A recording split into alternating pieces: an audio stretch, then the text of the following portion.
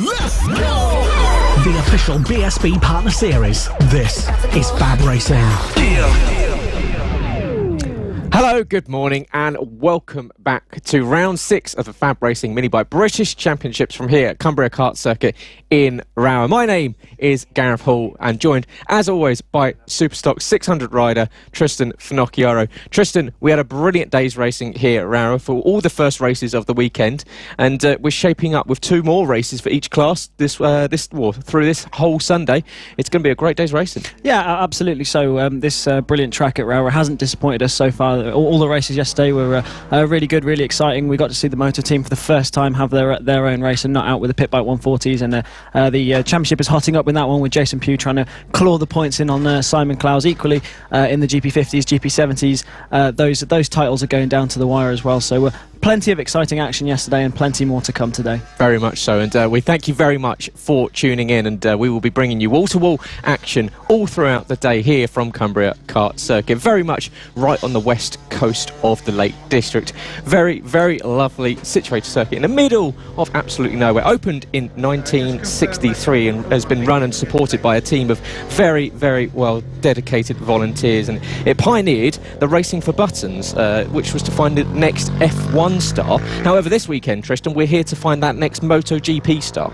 Yeah, absolutely so. I mean, FAB-Racing has been around since 2004 and has been creating talent ever since. And this is where all the riders will be starting off their careers and moving up through the ranks. We've seen so many names coming through the FAB-Racing Minibike British Championships since the early days. You know, names such as Scott Redding, Fraser Rogers, Danny Kent, Charlie Nesbitt, loads of names that have come up in the BSP paddock and World paddocks and have gone on and to do amazing things, and all these riders will be looking to do exactly the same. And thank you for tuning in, however you're tuning in on your phone, laptop, whether you're watching on YouTube, whether you're listening on Motorsport Radio.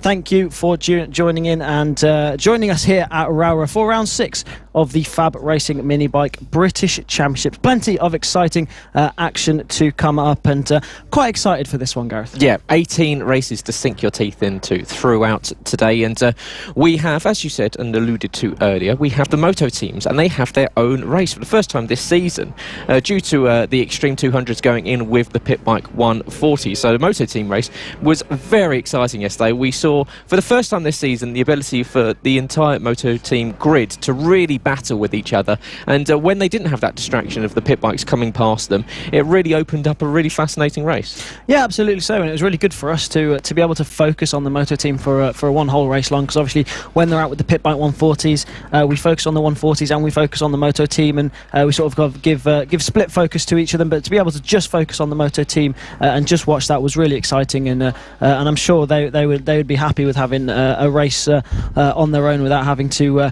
carve through pit bikes at the same time. So that was a really interesting, really exciting one to watch. But the first race out on circuit for today will be the AC40 rookies. These are going to be riders who are absolutely right at the beginning of their careers. This is the first class they're going to race to race in. It's their first ever season of racing on these air-cooled 40cc mini motors. Restrictor plates fitted to the exhausts to keep them at a manageable speed, and all running the same Blatter engine as well. So all's fair in the AC40 rookie class. So we had a very interesting race yesterday with Harrison Day completely clearing off at the front, and I think we can probably expect to see that again today. Yeah, he was looking very strong indeed, and Harrison picked up another win on the season added to his tally. Of course, this AC40 rookie class is very much a stepping stone into the championship of the AC40 Pros, which we've seen the likes of Austin and Byron Johnson. Finley Polehill unfortunately suffered an injury on Friday, and we wish him all the best for the rest of the season. But we'll be focusing on this AC40 rookie class for this one, and they will be making their way around that 1,030 metre long circuit. 9 turns, 6 to the left and 3 to the right. There was a little bit of overnight rain, and very heavy rain as we were leaving the circuit yesterday, and we can see that it's pretty damp offline here, Tristan. So these rookies, of course, they're riders as young as 6 years old. So how are they going to cope with it? Well, they've had a fair bit of wet weather so far, so they've definitely had chances to learn what it's like to ride in these kinds of conditions. But like we say, these riders are always learning, and this is a completely different circuit, completely different grip levels to some of the circuits we've seen in the past as well. So they're going to be learning their way around this circuit. They did have wet track time earlier on this weekend as well, so it's going to be really interesting to see how these riders cope with these half and half conditions here at Rowrah. So it's going to be Harrison Day then who's lining up on pole position on the number 15 bike, just ahead of Oliver Hall, who picked up a podium yesterday. Lewis Hull is third on the grid on the number 5 machine, ahead of Travis Shaw in fourth. Callum Maxwell rounds out your top 5 on the grid on the number 111 machine. Chloe Sewell in sixth, and Zach Pennegar rounding out your grid on the number 134. Yep, and it was Harrison Day that took the race yesterday and did a fantastic job of moving up and taking the pole position and streaking away and really doing a brilliant job. And of course, this is FAB-Racing. It is an official partner to the Bennett's British Superbikes and part of Dorna's road to MotoGP. And this is the first step. And the likes of Harrison Day will be having his eyes firmly on that prize, and he's looking very nicely placed indeed to pick up a hat-trick of victories. Only a couple of people have done that so far this season, and Harrison very, very strong over the last 2 rounds, and we'll see what he can do from the pole position as they come around to line up on the grid, getting ready to start their second race of the weekend. As we said, Harrison Day took the first win yesterday morning, with Oliver Hall in second and Travis Shaw picking up his first podium of the season in third place. Travis lines up from fourth on the grid, just alongside a fast-starting Lewis Hull. And Lewis didn't have the best of races yesterday, so watch out for the young rider on the 5 bike. He will be looking to the lights and trying to get a jump on the 2 riders ahead as they get ready to kick off Sunday morning action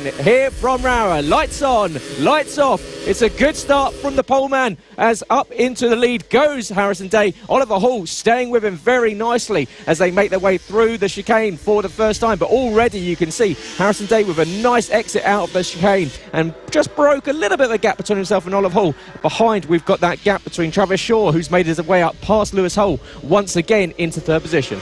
Yeah, Oliver Hall's looking really determined at the moment in this opening stages of this race. He made sure to get right onto the back wheel of Harrison Day, and he doesn't want him running away like he did yesterday. Slightly different conditions to yesterday, but still quite a bit of dry track out there. So Harrison Day definitely with the advantage going into this race after the performance we've seen from him so far this weekend, and he's already edging out a bit of a gap at the front. But you can be assured that Oliver Hall isn't going to give it up. He's got a second place yesterday. He's going to be looking to go one better in this race today, but he's going to have to really put an effort in to stay with that number 15 of Harrison Day, because he's absolutely flying this weekend. Another rider doing well this weekend is Lewis Hull. He was third on the grid on the number 5 machine and running third in this race as well. Also looking further back at Zach Speed Pennegar on the number 134 bike with the red leathers, also enjoying this weekend. Told us earlier this weekend, Gareth, that he's looking for speed this weekend. Yeah, he tells us quite regularly that's exactly what he's got his eye on. He's had a really good start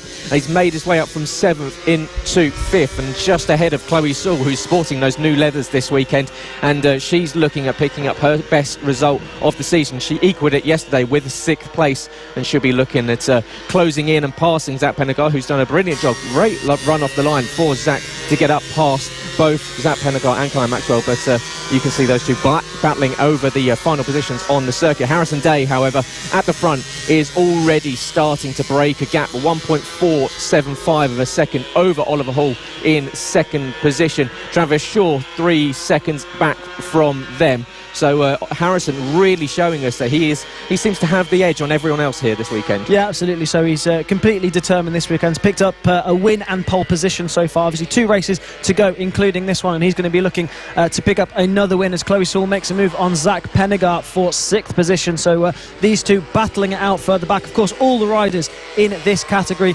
learning as they go along and enjoying their racing here in the AC40 rookies. But it's the number 15 of Harrison Day who's absolutely flying out the front of this one. A 2.9 second gap he had across line and is absolutely pulling away from the rest of the field at the moment. Oliver Hall in a bit of a lonely second place at the moment, and Travis Shaw looking good to pick up a second podium, but he's coming under a little bit of pressure from Lewis Hull. He is, but it is Harrison Day that is, as you say, really enjoying this Cumbria kart circuit up in Rowrah. Already built himself almost a 5-second advantage as we go with 6 laps left to go on this one. So plenty more time for action. But at the moment at the front, it is Harrison Day on the 15 that is streaking away into the distance. Exactly what we saw from the young man yesterday when he did exactly the same thing. But behind, it's Oliver Hall. Now, Oliver had a brilliant weekend at Ella, and he's a young rider that we've loved watching out of the commentary box because he is so enthusiastic about his racing. You can see every single time he was desperately trying to get on that podium, and when it happened at Ella, he was fist bumping, he was jumping for joy. As soon as he got off the bike, ran straight over to his dad, and he was it's so good to see these young riders when they get that achievement that they desperately want, how they react to it. Yeah, absolutely. Oliver Hall and his dad are working so hard in this AC40 rookie class. They're down training at M4 karting a lot, and you can see how determined he was in all the interviews. He really wanted to pick up that first podium, pick up those medals, and he did it in style back at Ella Park, picking up a win and a couple of podiums there, and looking good to pick up a couple more podiums this weekend in a strong second position at the moment. But no one is quite a match for Harrison Day out the front at this point in time. He's absolutely flying around this Rowrah circuit, but Oliver Hall doing a brilliant job there to hold on to that second place. He's got a nice gap behind him, so he just needs to go around, hit his markers, get in a good rhythm and make sure he finishes and takes those 20 points in this AC40 Rookies Cup. Of course, once these riders reach 234 points, they then move up into the AC40 Pro class, and another rider doing well in this one. This is the battle for third place between Travis Shaw and Lewis Hull. Travis Shaw on the number 4 machine, just ahead of Lewis Hull. Lewis needs to put a bit of a shift on to get onto the back wheel of Travis Shaw, but anything can happen in these races, as we've seen all weekend and all season long. But brilliant ride from Travis Shaw at the moment. Picked up a podium as well yesterday, so another rider we're seeing doing really well in this AC40 rookie class and coming into their own in this in their first season of racing. Yeah, Travis, who picked up his best result, it was 4th place back at Wilton Mill just a few rounds ago. As you said, came and picked up a podium, his first of the season yesterday, and he's looking pretty well placed for a second one, with Lewis Hull not quite able to keep in touch with the 4 of Travis Shaw, who is just about a second and a half ahead of Lewis Hull. And yeah, so Travis, as you say, brilliant job, but it is this battle between Zach Pennicar and Chloe Sewell, and they've traded positions a couple of times over the last few laps, and Zach, as you said, Speed Pennicar, we're going to try and get him that nickname because he's a lovely lad to talk to in the paddock, and in fact he just watches Chloe Sewell sail past him down that back straight in towards Stewart at turn 6, and Zach's going to have to come back at her. But we've already seen these two trade positions a couple of times. I think we can expect to see him a few more times. Yeah, absolutely. So these two are absolutely battling it out on circuit, swapping positions as this race goes on, and learning all the time in this AC40 rookie class. As we always say, these riders in their first season of racing and learning the ropes here at FAB-Racing, with 3 laps to go in this race. It's a brilliant battle brewing between Zach Pennicar and Chloe Sewell, with Harrison Day flying out the front, 12.7 seconds ahead of anyone else. Oliver Hall there in that lonely second place, and Travis Shaw also in third, trying to fend off Lewis Hull. But looks as if Chloe Sewell is just pulling away from Speed Pennicar now, so she's put the hammer down and is just consolidating that 6th place. Yeah, and they're actually now starting to come under threat from Harrison Day, and Harrison circulating the track 3 seconds a lap faster than anyone else, but he will slowly be starting to catch Speed Pennicar and Chloe Sewell, and Chloe, who is sporting those new leathers, looking very nice. All the bike, the helmet and the leathers all decked out in pink, white and black, and is always nice, a little bit colour coordination. But Chloe is another young rider that is, as you say, we're starting off her career in bikes, and we see the likes of Bailey Lawrence, we see the likes of Holly Harris, so there is females here in FAB-Racing, and if you look at the likes of Holly Harris, they can go off and do very good things. Yeah, absolutely. So I mean, it's no secret that motorcycle racing is a male dominated sport in general, but you do see girls coming into these races and doing really well. We had Anna Carrasco, obviously won the World Championship not so long ago. Maria Herrera is a very fast female rider. I remember racing against her in the World Supersport 300 and had some incredible corner speed. But and Chloe Sewell as well in this, doing really, really well. But it's the final lap here for the AC40 rookies, and this man, the number 15 on the bright orange AC40 Minimoto, has been absolutely unstoppable out the front as he goes on to complete this final lap here at Rowrah for race 2 for the AC40 rookies. No one has been able to stick with Harrison Day so far this weekend. He's picked up a win yesterday, and he's looking very, very strong to be picking up another win here today for their first race of the day. The first race of the day here at Rowrah for all these Sunday races, as Harrison Day comes on to complete the final lap down into the final corner for the final time. A brilliant result it's going to be for Harrison Day, who's going to come round Paddock Bend. Big moment for Harrison Day, 2 wins on the trot, comes over to take the flag. Brilliant win there for Harrison Day, and Oliver Hall is going to come round to pick up his second podium. Chloe Sewell comes round to pick up 6th place, so a brilliant result for the number 101 as well. Zach Pennegar rounding out the race in 7th, and Oliver Hall coming round to pick up that 2nd place. Another podium for the number 3. Yeah, brilliant race there from Harrison Day. He picks up a double, and we'll see if he can go for that hat-trick and join an exclusive club this season later on today. But you can see across the line, even just looking through the visor of the young man, he was very happy indeed. Bobbing his head as he came round the final corner. He is a double race winner here at Rowrah, and cruising back to pit road is Harrison Day, your race winner for race 2 of the AC40 rookies, the opening race of day 2 here at Cumbria Kart Circuit. You can see punching the air is Harrison Day, very, very happy.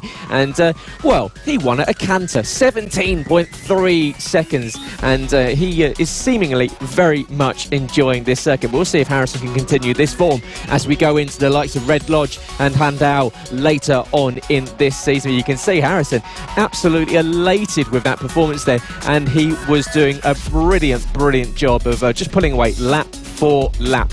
He was about 3 seconds a lap faster than anyone else for the majority of that one. However, Oliver Hall picking up another podium in 2nd position, and Travis Shaw, his 2nd podium on the season, back in 3rd. Next up, we have the step up from the rookie class. We have the AC40 Pros, who will be making their way out on circuit. Now, this is the first real championship. Of course, the AC40 Pros, AC40 Rookies, is a cup class. They just get a certain amount of points, and then they make their way up into this pro class, like we've seen with Austin Johnson, Byron Johnson, Finley Polehill. However, in this pro class this season, there is only one man, and it is Ethan Sparks, who has been on fire so far this season. Yeah, absolutely so. Ethan Sparks has been incredibly consistent out the front. Riders such as Archie Gibbs and Joshua Williams have put a challenge to Ethan Sparks in the past, and Archie Gibbs just suffered from a couple of technical issues in the first couple of rounds, which means he was a bit on the back foot as they went into the rest of the season. But it has to be said that Ethan Sparks has been the dominant force in this class, and incredibly consistent at the top, only being off the podium once, and that was when he had a DNF. But of course, he has plenty of experience in this class, 2nd in the championship last year, and looking to go one better this year, and he's doing a very good job of it with a 75-point lead in this championship. And it's Ethan Sparks it is then who's on pole position ahead of Archie Gibbs, the number 3. Joshua Williams in 3rd place ahead of Thorley Trevorrow in 4th. Archie O'Brien, who picked up a win in the LC40 Elites yesterday, he lines up on 5th spot on the grid ahead of the number 58 of Marco Holt. Bill Harris in 7th place on the grid ahead of Luke Fitchett. Byron and Austin Johnson, who have both moved up from the AC40 rookies, in 9th and 10th, and Noah Guillory rounding out the grid in 11th spot on the number 41 machine. Yep, this fight will be between Ethan Sparks and Archie Gibbs. Watch out for the likes of Josh Williams and Thorley Trevorrow behind, because Thorley has very much been on that cusp of a podium in the AC40 Pros. Not yet managed to achieve one, but he's always in the hunt, and Thorley, I'm sure, will desperately be hoping to pick one up before the end of this season. However, it will be the 62 versus the 3 off the line. Ethan Sparks, who took a double race win yesterday, both on the mini motos and on the Metro Kits and GP50s. So Ethan Sparks seemingly going very well indeed. However, a little bit of overnight rain, the track's a little bit greasier, it is drying out in places, but offline it is still quite damp, which means that overtaking might be a bit tricky. But if you've just tuned in live, welcome to Sunday morning. I hope you're enjoying your Sunday morning. You've got yourself a nice bit of breakfast, a bit of a cup of tea, and you're here ready to enjoy a brilliant day's racing from Cumbria Kart Circuit up Rowrah. My name is Gareth Paul, joined as always by Tristan Finocchiaro,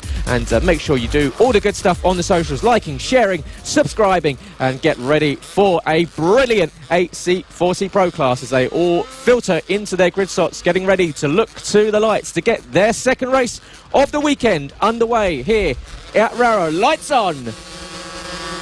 We've got a jump start for a few, but it's the lights off, and it's Archie Gibbs that's got a good run, and he's really sailed ahead of Ethan Sparks, who got caught out by the lights being on for a long period. Marco Holt's made his way into second position. Ethan Sparks getting offline there, did a very good job. We just said it was very greasy offline here, and Ethan desperately trying to make up some time after getting that slow start. But you've got already Archie Gibbs starting to streak away, and he's got himself a couple of bikes in between himself and that Ethan Sparks chasing from fourth position. Yeah, absolutely, Terry. He's taking advantage of the fact that Ethan was just caught out there by all the mess at the lights there. A couple of jump starts. I think Thorley Trevorrow was one of the riders that just was a bit too eager off of the line there, up into third spot in this race at the moment. And the race start is currently under investigation by race control, so we'll have to wait and see what happens with that one. But Ethan Sparks looking to the inside of Thorley Trevorrow now into the final corner. Can't quite make a move stick, but you're going to have to be thinking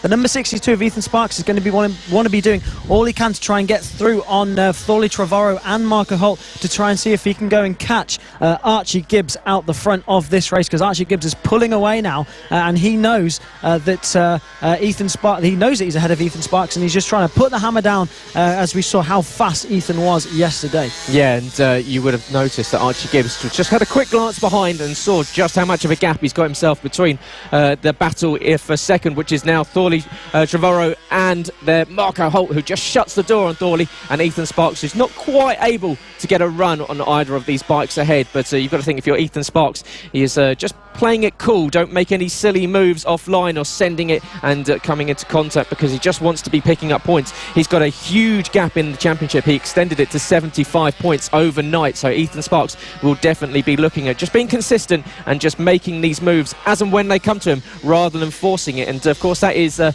maker of a good racer, because it's just making those moves that are available rather than forcing your hand. Yeah, absolutely so. I mean, Ethan Sparks doesn't have to risk too much. Like we said, 75-point lead in the championship, so he's in a very comfortable position as we go into the next rounds at Red Lodge and Clandale. But he makes a brilliant move down into the hairpin, nearly got 2 for 2, but just loses the drive on the exit. We saw him doing that yesterday, but manages to defend it from Marco Holt, as Thorley Trevorrow goes up into second place as well now. So that's Thorley Trevorrow up into second, and Ethan Sparks up into third, as Ethan Sparks now all over the rear wheel of the number 42 of Thorley Trevorrow, goes round the outside and then up the inside into the right-hander. So a brilliant move there from Ethan Sparks, and now you're going to be thinking the number 62 is going to be trying to put the hammer down and catch up to Archie Gibbs, who's absolutely flying away in this race. So the pressure now is on Ethan Sparks to see if he can catch up to the number 3, because Archie Gibbs absolutely flew away at the front of this race, and Thorley Trevorrow doing all he can to try and stick onto the number 62 of Ethan Sparks, and doing a good job of it. He's definitely not pulling away at the moment. No, and what a move from Ethan Sparks. They're so confident on the grip levels offline, and he just caught Thorley unaware and went right up the inside before they got to Sunny Bend at turn 8.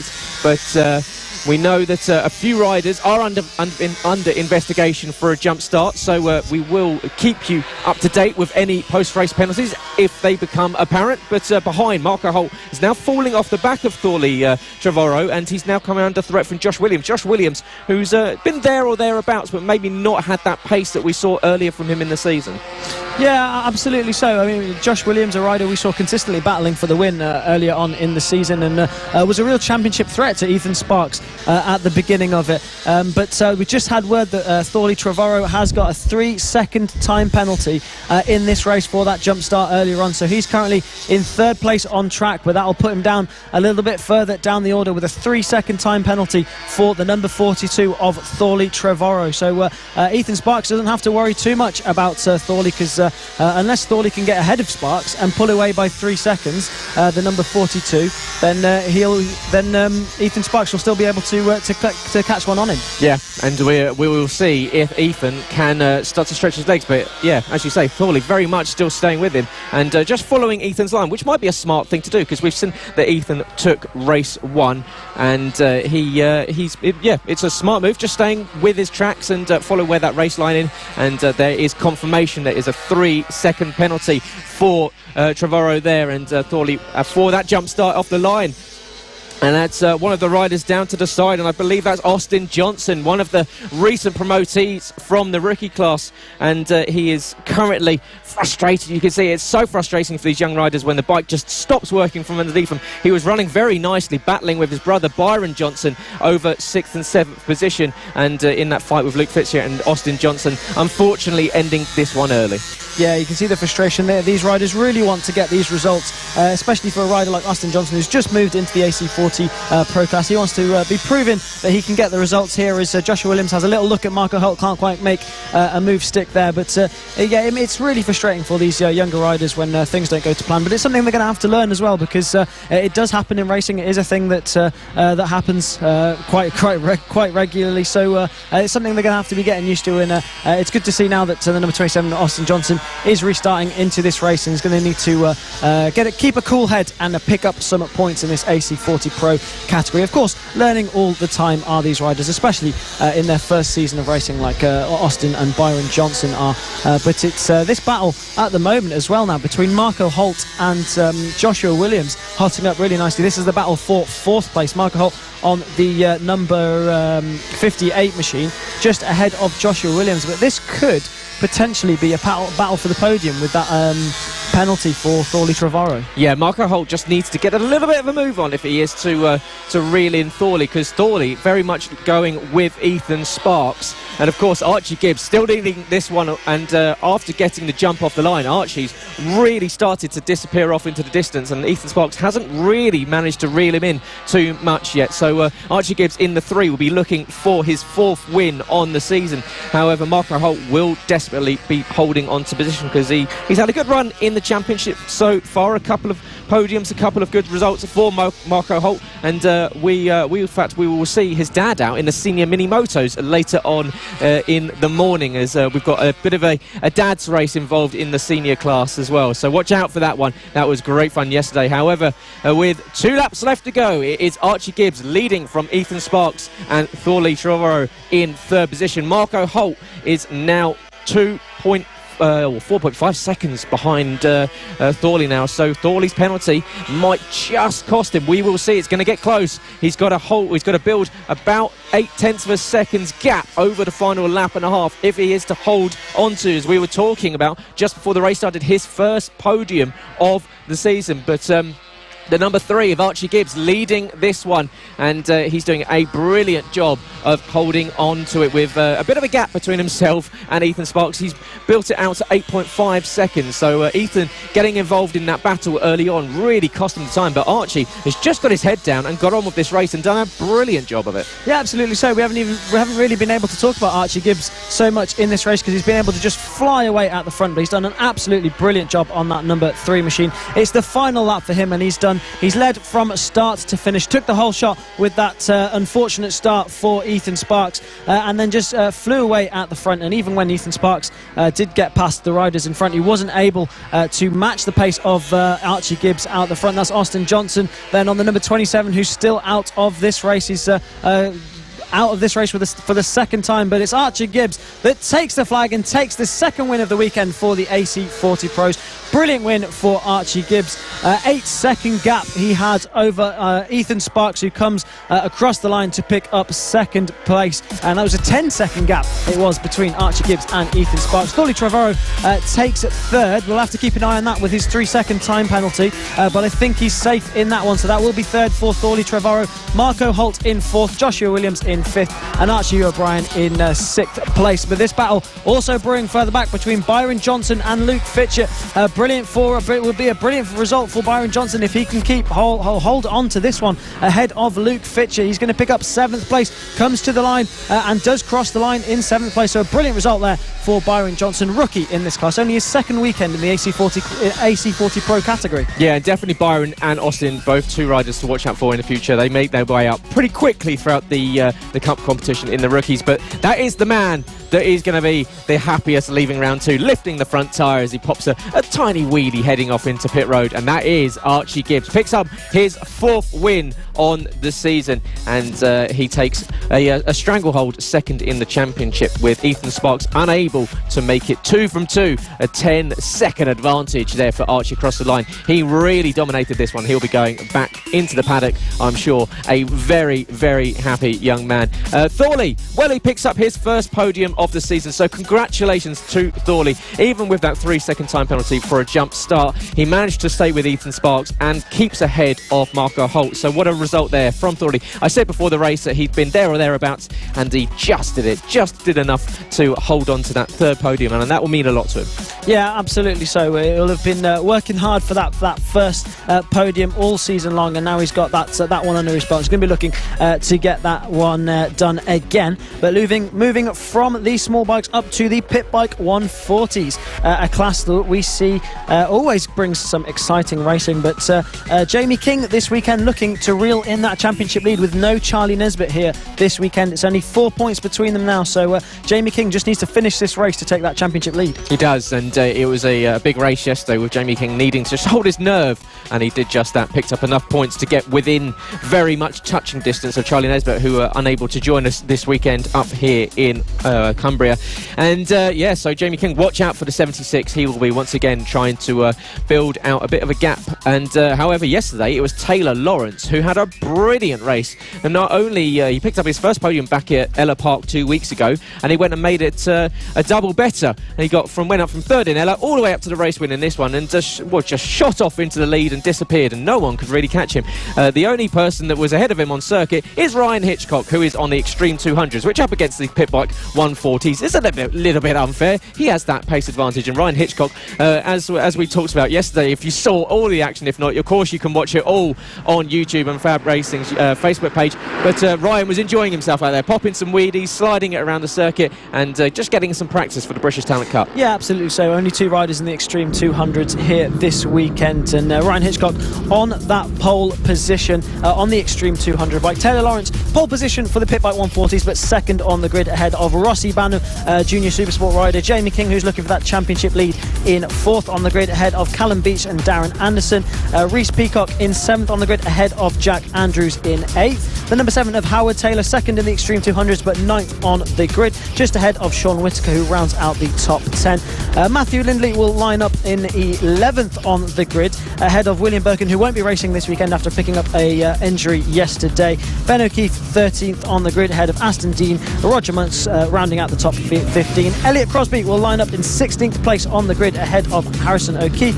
Frankie Colton in 18th. Gary O'Keefe in 19th. Callum Foster 20th on the grid on that number 58 machine. Yep, and so it will be, I'm sure, Ryan Hitchcock off the line with the advantage. However, watch out for Taylor Lawrence alongside him, the 10. He had a brilliant race yesterday. However, Jamie King is lining up 4th on that 76, and he will be looking at taking away the championship lead, leaving Rowrah. Rossi Banham didn't manage to finish the race yesterday, but we know Rossi's a multi-time winner here in the pit bikes. He will be looking at picking up a good result once again. But it's the 43 of Ryan Hitchcock that will be looking to the lights, getting ready to get this one underway. The second race of the weekend for the pit bike 140s as they look to the lights. Lights on. Everyone waits, but it's the lights off as they head down towards turn 1. Front tyre lifted by Hitchcock, but he gets up into the lead comfortably. Jamie King already dropped back a couple of spots, so not great start there for Jamie King, looking to take the lead in the championship. However, into second is still Taylor Lawrence as Jamie King goes back up into 4th position, making that position back up. But already you can see Ryan Hitchcock, as expected, starting to stretch out of a gap, but we've got a couple of riders down at the first hairpin at McRae's from the rear end of the field, and handlebars just locked in there at the hairpin. You can see a little bit of debris on the side of the circuit. and not great start. Yeah, it looks as if just lost a grip from one of the handlebars there, and that was just lying in the middle of the circuit. But he tried to get back on anyway, so that's going to be a little bit uncomfortable on his hands. But I'm sure he'll make it to the end of the race. Racers are determined as ever. But it's Rossi Bannon then back into this race. The number 56 there of Darren Anderson had a good day yesterday as well, and looking pretty sharp this weekend. Also Callum Beach in there. I think he had a retirement yesterday, so he's going to be looking to get some solid points in today. Also another British Talent Cup rider is Callum Beach. Also looking at the number 29 of Reece Peacock, but it's Taylor Lawrence on the number 10 who's just pulling away in the pit bike 140s. But of course Ryan Hitchcock on that superior Extreme 200 machine, absolutely pulling away at the front. He'll have an advantage in the straight line and around the corners on that KTM 85 C Seed machine. So, but Rossi Bannon also doing a good job as well, just ahead of Jamie King. He's second in this race at the moment, but just a couple of riders not coming up on our timing screens at the moment. But also Jamie King doing a good job. All he needs to do in this race is just pick up some amount of points to be able to take that championship lead. It's only 4 points difference in the championship, so he only really just needs to finish the race. He does, but we spoke to Jamie on Friday, and he is the resident blue blur, the Sonic of the paddock, and he has very much got his eyes on taking a big enough lead to try and hold off Charlie Nesbitt when he does return to the paddock, hopefully at Red Lodge. So it's a big weekend for Jamie King, because he will be looking at a championship push, but he needs to be picking up some points. But he is closing in there on both the pairing of Rossi Bannon behind Taylor Lawrence, is still trying to get involved in this one as well. So watch out for this battle. It's going to evolve as we continue throughout this race. Rossi Bannon on the 196 will be looking at picking up another win. He's had a bit of a stop-start season so far. He seems to have these really good races, and then just a couple of bike issues here and there has really cost him. Yeah, absolutely. So we know he's a very quick rider. Of course, he's rides over using every inch of the track there as well, but rides over in BSB in Junior Supersport, and an experienced rider is Rossi Bannon, and here having some fun on some pit bikes, as he told us back at Ella Park. But yeah, like you say, stop and start season for him. We've seen what he can do. He's won races, he's picked up podiums, as we just see Callum Beach coming through on some lap traffic there, another British Talent Cup rider in this field. And we tend to see a lot of BSB riders appearing in these pit bike 140s and Extreme 200 categories. Of course, Ryan Hitchcock, who's leading the race and leading the Extreme 200s, another British Talent Cup rider, but a few less here this weekend with the big drive. Yeah, and for those uninitiated that are watching maybe FAB for the first time, do you want to explain what the British Talent Cup is? Well, British Talent Cup is essentially the next step for the junior riders. It's used to be a completely Dorna run championship, but now it's a collaboration between Dorna and MSV for basically the next step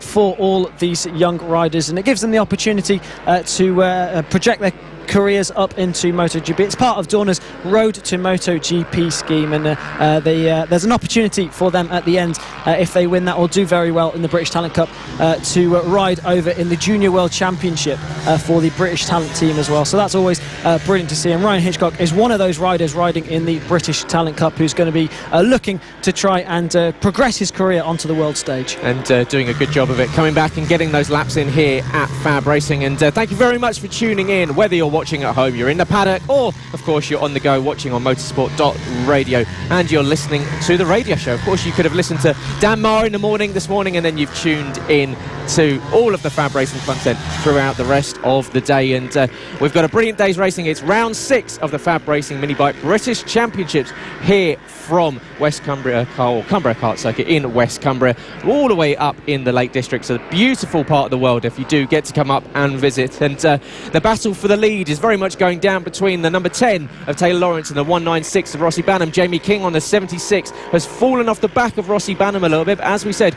just trying to pick up points. However, leading this one away is still the Extreme 200 bike of Ryan Hitchcock on the 43. Ryan Hitchcock on a slightly more powerful bike. However, as we said, using this time out on circuit just to get a couple of practice laps in before his race over at the British Talent Cup next week. However, Taylor Lawrence is seemingly, like we saw yesterday on the pit bikes, very comfortable around this West Cumbria circuit.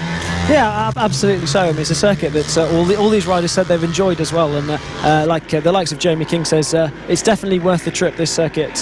Plenty of fun around here, a lot of uphill corners, off camber, hairpins, all sorts around this circuit. So a lot of these riders enjoying this circuit very much, and one rider who's enjoying it quite a bit is Ryan Hitchcock, who's absolutely flying away at the front of this race on the number 43 machine, and Rossi Banham, the number 196, also battling out with the number 10 of Taylor Lawrence for the lead as well, and that's a really interesting battle. There's the number 43 of Ryan Hitchcock leading this race on that Extreme 200 bike. Like we said, it's got quite a bit of an advantage on that bike in every aspect. It'll be quicker in a straight line, it'll handle better, it'll stop better, and it's just a better all-round package. So we expect to see him clearing off the front, and that's exactly what he's doing, and riding that bike very well as well, of course. But none of the usual Extreme 200 protagonists here this weekend to give him a challenge, but he's enjoying that bike, popping wheelies and going quick round this Rowrah circuit. Yeah, the usual suspects of Eddie O'Shea, Charlie Nesbitt unable to make it. However, with 5 laps left to go,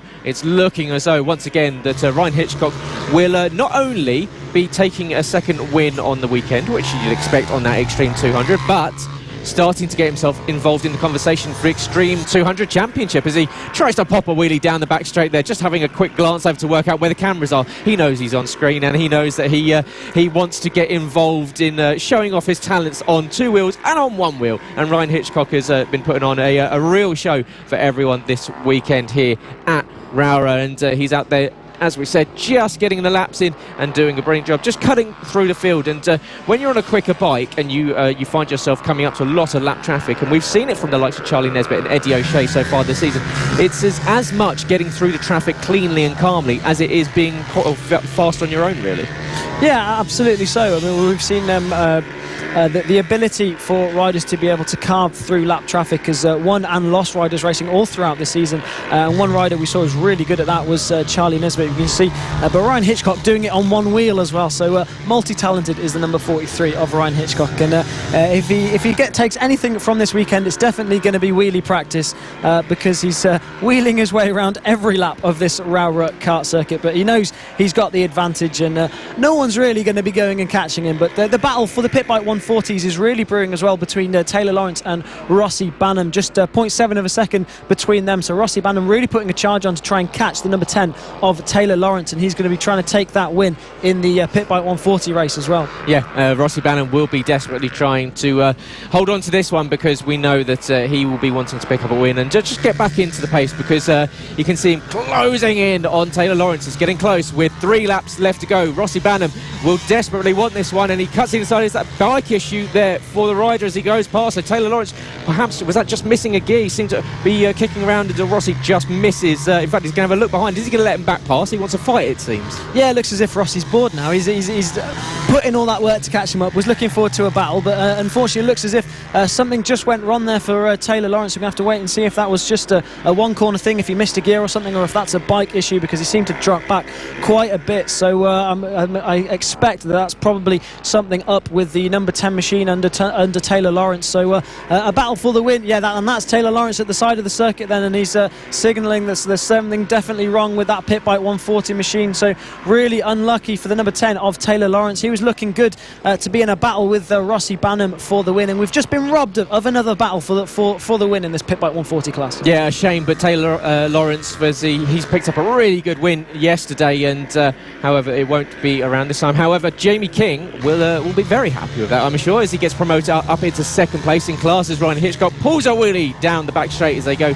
into the second hairpin at Ardell's, and he's going down the back straight. Now, we've seen this from Charlie Nesbitt. He got a little bit too trigger happy back at Wilton Mill, and Charlie ended up in the wall. So Ryan's going to watch out, because there is still a lap and a half left to go, and he's still got a couple of bikes to navigate his way around, so he doesn't want to make any silly mistakes. No, absolutely so. I mean, he's out there just having fun. I mean, as well as training and all sorts. There's no real threat to him at the front, but of course, like you say, if he gets too carried away too early, it could all go wrong for him.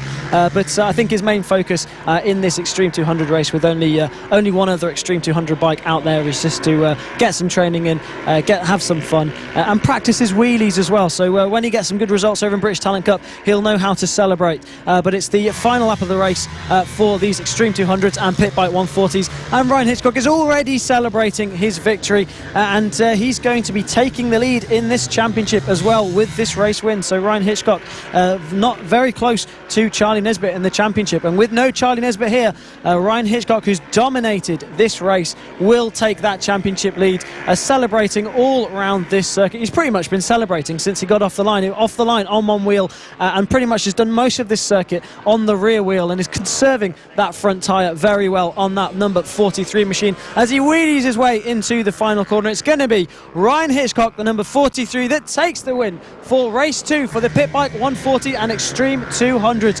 Rossi Banham also crossing the line there to pick up the win in the pit bike 140s. Brilliant win for Rossi Banham. Jamie King will come round to pick up second place in that race. Here he comes across the line. He's happy with that. A thumbs up for Jamie King as he takes the lead in the championship ahead of Charlie Nesbitt. Yep, so Charlie Nesbitt loses 2 championship leads in one race. That's impressive, as we don't often see the Extreme 200s and the pit bike 140s together. However, with a no Charlie Nesbitt, as we see dual wheelies down the back straight from Ryan Hitchcock and from Rossi Banham, as Rossi Banham picks up his another win on the season. So I'm sure Rossi will be delighted with that one. He's had a bit of a half season so far, with a couple of injuries, a couple of his and theirs with some of his racing, and as they got some of the others crossing the line. That was Ian Jackson and Matt Lindley crossing the line, and that ends a pit bike 140, their second race of the weekend, and it is Ryan Hitchcock on the Extreme 200 that wins that one, and he wins the Extreme 200 class. Rossi Banham takes the pit bike 140 class win and second place overall. Taylor Lawrence was in third position in that one, but we saw Taylor Lawrence at the side of the circuit, so it was actually Jamie King that picked up second in class, and then Reece Peacock back in third place, and then Callum Beach in fifth position with Jack Andrews in sixth, Howard Taylor seventh with Ian Jackson eighth, Matt Lindley ninth, and Sean Whitaker coming in 10th in that one. But if you're Rossi Banham, you've got to be pretty happy with that one. It's a bit of a shame that we saw Taylor Lawrence and him just had that fight taken away, and if you're Taylor Lawrence, you've got to be pretty gutted, because he was looking pretty well nailed on for a second win there.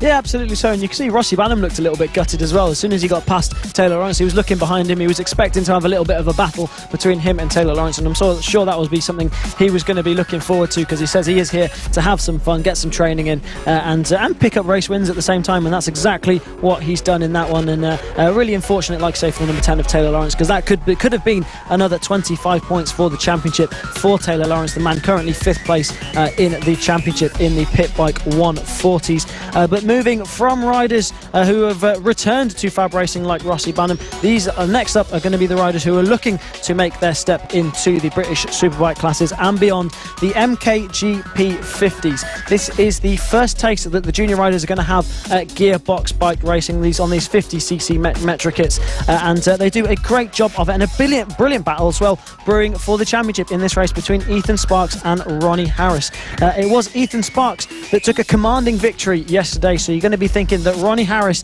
is going to be wanting to take that one back from him today, and is definitely going to have to put a charge on to do it, because Ethan Sparks looking really strong this weekend in all classes. Yeah, he was indeed, and Ethan Sparks, who pretty much had Ronnie Harris glued to the back of him for the early parts of the race, then just decided to put the afterburners on and disappeared off the road, and Ronnie unfortunately just couldn't stay with him. Ethan extending his championship lead from 21 points to 26 points overnight, so it is now Ethan Sparks on 326 points, Ronnie Harris back on 300. So yeah, the gap is very much there for Ronnie Harris to try and close in on, and he needs to start taking points away from Ethan Sparks. Otherwise, Ethan Sparks may become a double champion here at FAB in both the AC40s on the mini bikes and on the Metrica GP50 bike. So As we said yesterday, Ethan Sparks, and we said we don't want to make a pun on his name, but he was lightning in a bottle yesterday. He was so quick on every single bike that he got on, and we got a little bit of concrete dust being put down on some of the oil that was spilt out on circuit. That might be an issue for what we saw Taylor Lawrence coming to a grinding halt as well. So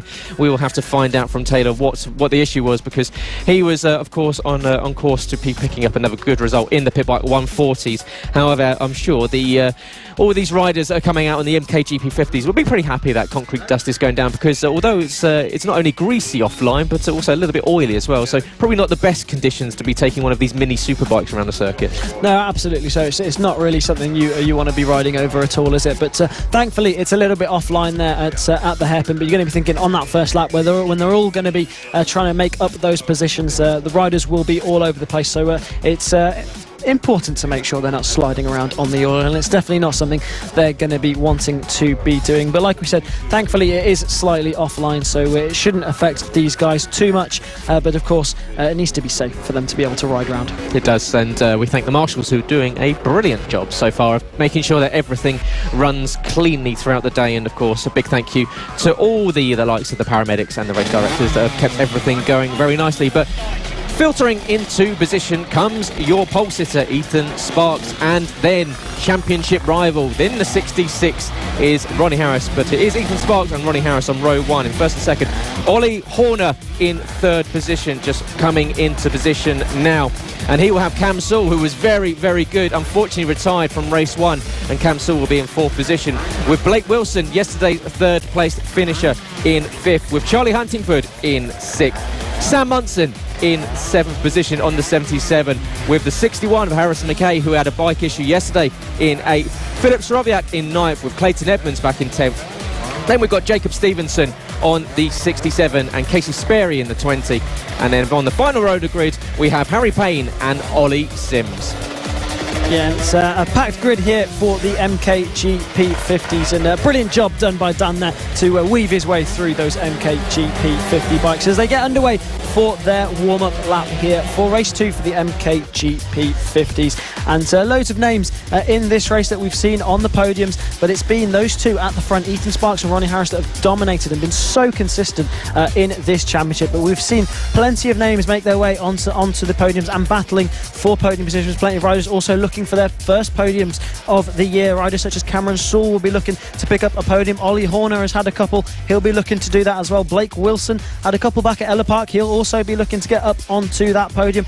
Clayton Edmonds we saw take race wins earlier on in the season, so all these riders on their absolute limits in this class, and a brilliant depth of field here in the MKGP 50 class. Of course, on their road to MotoGP in the official partner series to BSB here at FAB-Racing. And this is where it all begins. This is where all these riders will be learning their racecraft and learning their way around this sport, ready to project themselves onto the world stage. These, of course, are the stars of the future for the British bike racing scene. Riders such as Ethan Sparks, Ronnie Harris, all these riders, expect to see them moving up through the ranks later on in their careers. But their focus currently is on this race 2 for the MKGP 50s. We had an exciting race yesterday between Ethan Sparks and Ronnie Harris. Ethan Sparks getting the better of Ronnie Harris yesterday, and that battle for the championship brewing really nicely, and one we can expect to see go down to the wire, with these two matched for pace at every circuit. But Ethan Sparks is who has the advantage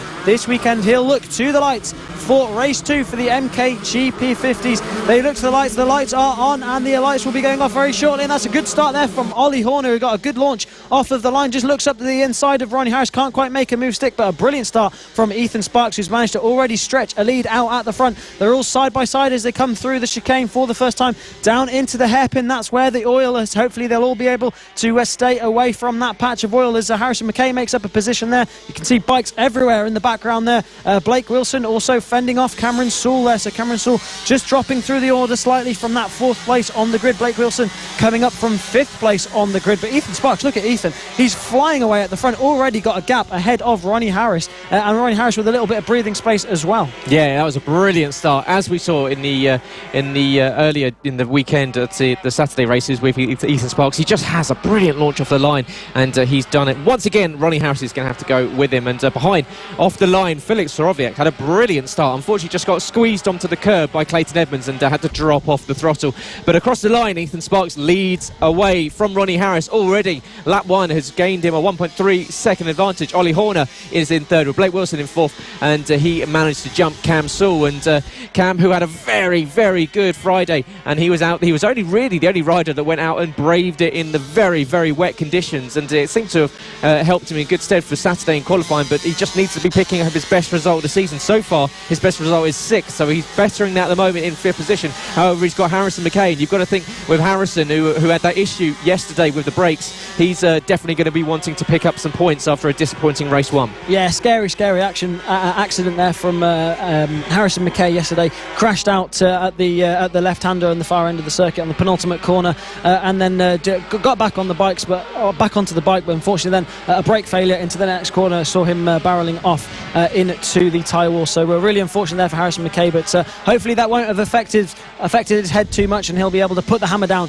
in this race. Currently running in 6th place in this race and trying to climb his way up through the order. Also Clayton Edmonds in there, a rider we're used to seeing normally a bit further up the sharp end, but making his way through on this grid, starting from 10th place on the grid and making his way up to 8th place in this race currently, as Sam Munson has a look at Harrison McKay down into the hairpin. Can't quite make a move stick there. And Cameron Sewell, we have to say, he's having a brilliant weekend at the moment. He is, and he's doing a good job of staying ahead of this battle between Harrison McKay and Sam Munson. But Sam Munson on the 72 looking very, very quick indeed, really hassling the back end of Harrison McKay's bike. But now they are starting to come up to the back of Cam Sewell, and Cameron is almost going to be like a little bit of a bottleneck here, because you've got to think that Harrison's going to want to get past, Sam's going to want to get past, then you've got Clayton. Philip Sorowiak as well is doing a very good job of staying with this battle as well. So Philip, whose best result so far is 10th, didn't have a best of weekends back at Ella Park, but he's staying in this fight that is going all the way up to the sharp end. But it is Ethan Sparks that is building that lead at the front, like we saw yesterday, now up to 2.1 seconds. Ollie Horner equally is falling off the back of Ronnie Harris. So Ronnie having a bit of a quiet race, but here's that fight. Cam Sewell's going to go side by side with Harrison McKay in towards Ardales at turn 5, and around the outside goes Harrison. Clayton is going to have Sam Munson trying to cut up the inside as they all try and trade positions. Almost 3 wide down the back straight as Cam Sewell's going to get swallowed up, it seems, but just manages to hold on to the position. But behind, you can see now that he's got ahead, that Harrison McKay is starting to make a bit of a breakaway ahead of Cam Sewell. Yeah, absolutely. So you could see Harrison McKay was really desperate to try and get past Cameron Sewell. He obviously thought that he had a little bit something in the bag and could pull away, as Sam Munson has a look up the inside, but can't quite make a move stick. But Cameron Sewell definitely not letting this guy's break away. But Blake Wilson now right onto the back wheel of Ollie Horner. So Blake Wilson on the number 108, he's looking for another podium. Of course, this is the battle for 3rd place between Ollie Horner and Blake Wilson, the number 70 and number 108. Blake Wilson, we saw him on the podium back at Ella Park, and equally Ollie Horner taken 2 pole positions so far this season, 3rd on the grid for this race, picked up a few podiums as well. He's looking for his first win at some point in this season. But of course, Ethan Sparks and Ronnie Harris is just so dominant out the front of this MKGP 50 class. But this battle now then brewing between the number 70 and the number 108. That's Ollie Horner and Blake Wilson battling for 3rd place, and this is one of the closest battles we have on circuit at the moment, and both these riders are going to be desperate to pick up a podium in this race. Yeah, Blake Wilson, who if he manages to pick up a podium, will make it 3 third-place finishes in a row. He's having a look to the inside, going into the chicane. Ollie holding on to the line, and in fact, gets a little bit of a better drive and better exit out of that and down as they go towards turn 4. McRae's and Ollie Horner holds on to 3rd position ahead of Blake Wilson. Blake Wilson's going to have to reload and go again and find the position to make the move on Ollie Horner. And Ollie, who's picked up a couple of podiums, picked up 3 thirds, as you said, 2 pole positions back at Clay Pigeon and Wilton Mill, and he's comfortably been in 4th position quite often. But up the inside will go Blake Wilson. Does he manage to get the position? Not quite. There's a bit of a puddle in that inside line there, so possibly you can see Blake just deciding to brake a little bit earlier, which cost him. Yeah, exactly. I think he just saw that puddle coming and was just didn't want to quite risk it. There's still 7 laps to go in this race, so plenty of time for Blake to study Ollie Horner and try and figure out to where he can make a move. Doesn't need to make any risks at this point in the race. Of course, we're still 6 laps to go in this race as they go into the first complex. But it's your guy at the front, number 62, Ethan Sparks, who's been absolutely flying in this race. Got a 5-second lead over Ronnie Harrison. No one can catch him in this race. He was a second quicker than anyone in Q1, but they just managed to get within half a second of him in Q2. So he had half a second he got on pole by, and he's just absolutely flying out the front of this one. He's been dominant all weekend. No one's been able to keep with the pace of the number 62 of Ethan Sparks, just flying out the front of this race. And you're going to be thinking, if you're Ronnie Harris, you're just starting to see that championship slip away ever so slightly with this pace of Ethan Sparks. Yeah, and we said this yesterday, that Ethan is one of those riders to watch out for in the future, because it's he's doing it on the mini motos and on the bigger bikes, on the Metricate GP50s as well. So it's going to be interesting to see what he does if he makes his way into GP70s, because that's of course the premier class of FAB-Racing, the final step before they head off to British Talent Cup, and goes out slightly wide through the exit as Sam Munson cuts down the inside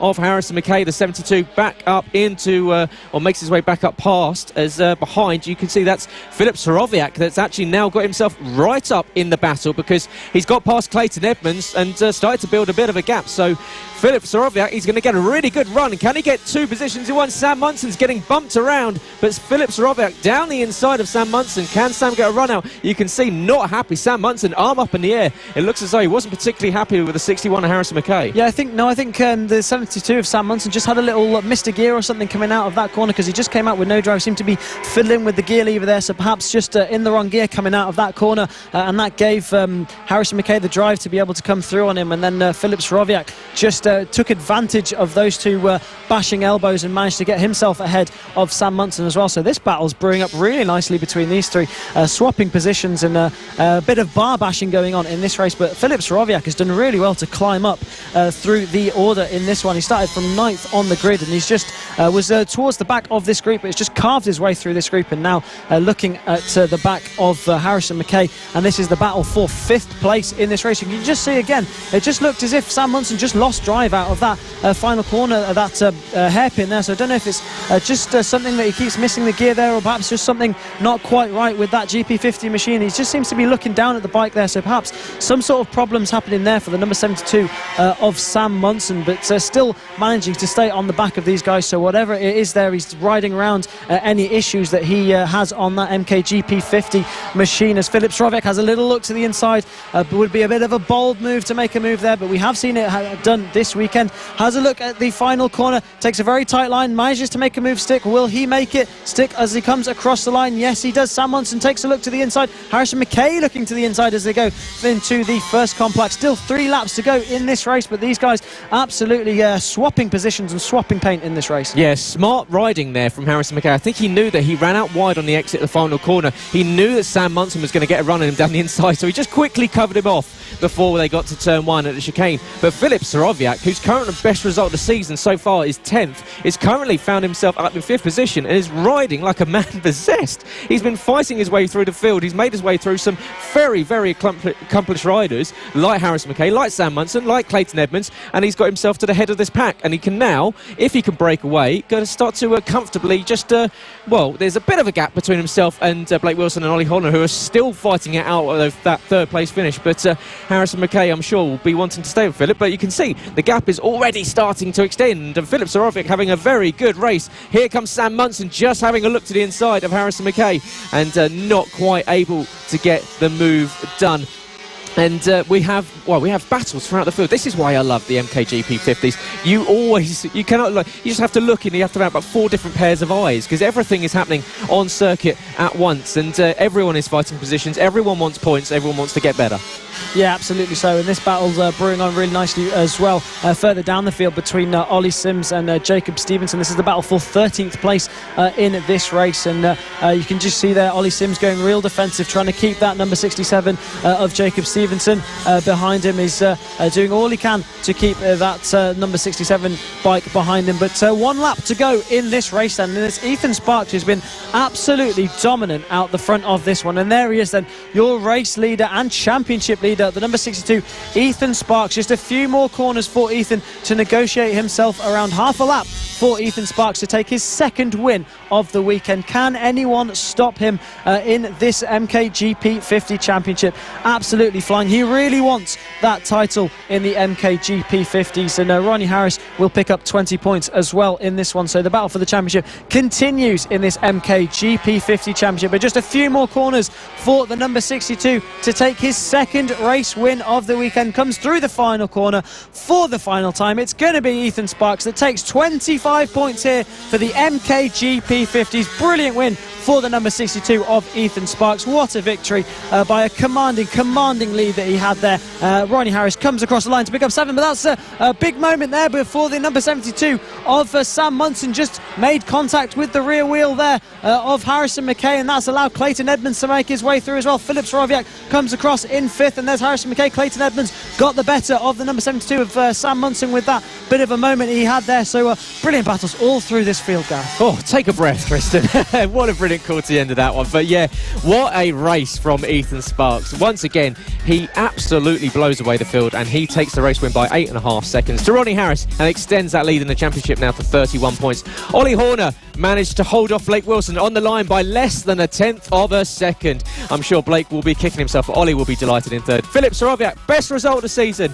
Congratulations to Philip. He finishes in 5th, with Harrison McKay in 6th. Clayton Edmonds jumped ahead of Sam Munson after that contact between Harrison McKay and Sam Munson on the line. So Clayton in 7th, Sam dropping to 8th, ahead of Charlie Huntingford, who we'll see in the LC40 Elites very soon. And Cam Sewell, not the best of races for Cam, started in 4th and fell all the way back down to 10th position. But outside we had Harry Payne and Ollie Sims and Jacob Stevenson in 12th, or Casey Sperry, sorry, in 11th, and Harry, Ollie and Jacob. But once again, it is Ethan Sparks doing exactly what we've seen so much from that young man this season, whether it be here, whether it be the likes of Ella Park, whether it be Wilson Mill, Clay Pigeon, the likes of them. He has been fantastic. And extending that lead, Ronnie Harris has got a big task on his hands.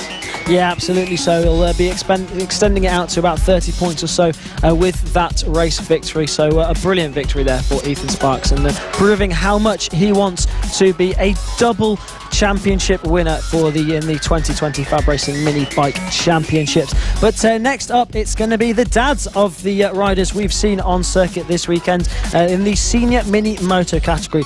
Category we see always providing exciting action, but this weekend even more, with the dads of a lot of the junior riders opting to take part in an organised dads race that's been organised over Facebook over the past few weeks. Yes, it has, and they join in with a very competitive senior mini moto class. And let's not forget, it's not just the Dad Cup, which was very funny to watch them out on practice and in qualifying, where they were just skating around like Bambi on ice. But we do have the likes of Matt Birkin, who is currently on a hot streak. Every race he's been involved in for the last 4, he's won. So watch out for the rider on the 5 bike. He lines up alongside brother Josh Birkin in 2nd position, with Andy Whedon, 2-time race winner, back at Ella Park in 3rd, with Bernie Hook, reigning champion and current championship leader, in 4th. Holly Harris, a multi-time race winner here in the Senior Mini Motos, back in 5th, with Adam Ambrose in 6th. Nick Bennett in 7th, with Now We Come the Dads, Justin Foster, dad of Mason Foster, in 8th position. Then Dave Sellers in 9th, with Simon Huntingford, who won the Dad Cup race yesterday, in 10th. Elliot Holt, dad of Marco Holt, in 11th, with Paul Johnston in 12th. Then you've got Paul Bannister, not Josh Bannister, hopefully it's not Josh Bannister, in 13th. And Danny Shaw, dad of course, podium finisher Travis Shaw, in 14th position. And this is always going to be a fun one, because we get this split race, don't we? Yesterday we saw the seniors doing their thing out the front, but behind, the dads just out there enjoying themselves, and or maybe taking liberties with the start. I think we saw one of the dads make his way into 2nd position before they even got to the line. But get your predictions in now. Drop into the comments. Always good to hear from you. Who do you want to see to win this one in both the senior mini motos and the Dad Cup?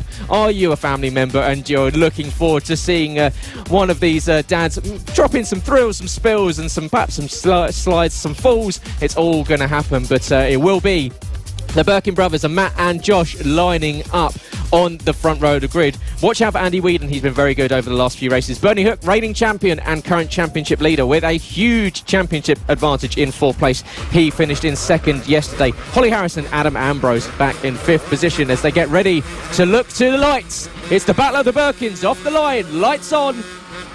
Lights off as we get ready to run down to turn 1. It's a brilliant start from the 7 of Andy Whedon. Up into, just about holds on to position, but Bernie Hook now gets ahead of Matt Birkin, who's been jumped by both Josh and Bernie. So Matt, with a slow start, drops back from 1st to 3rd behind Andy Whedon. Got a brilliant drive off the line, but not able to get up the inside. It was a little bit crowded there at turn 1.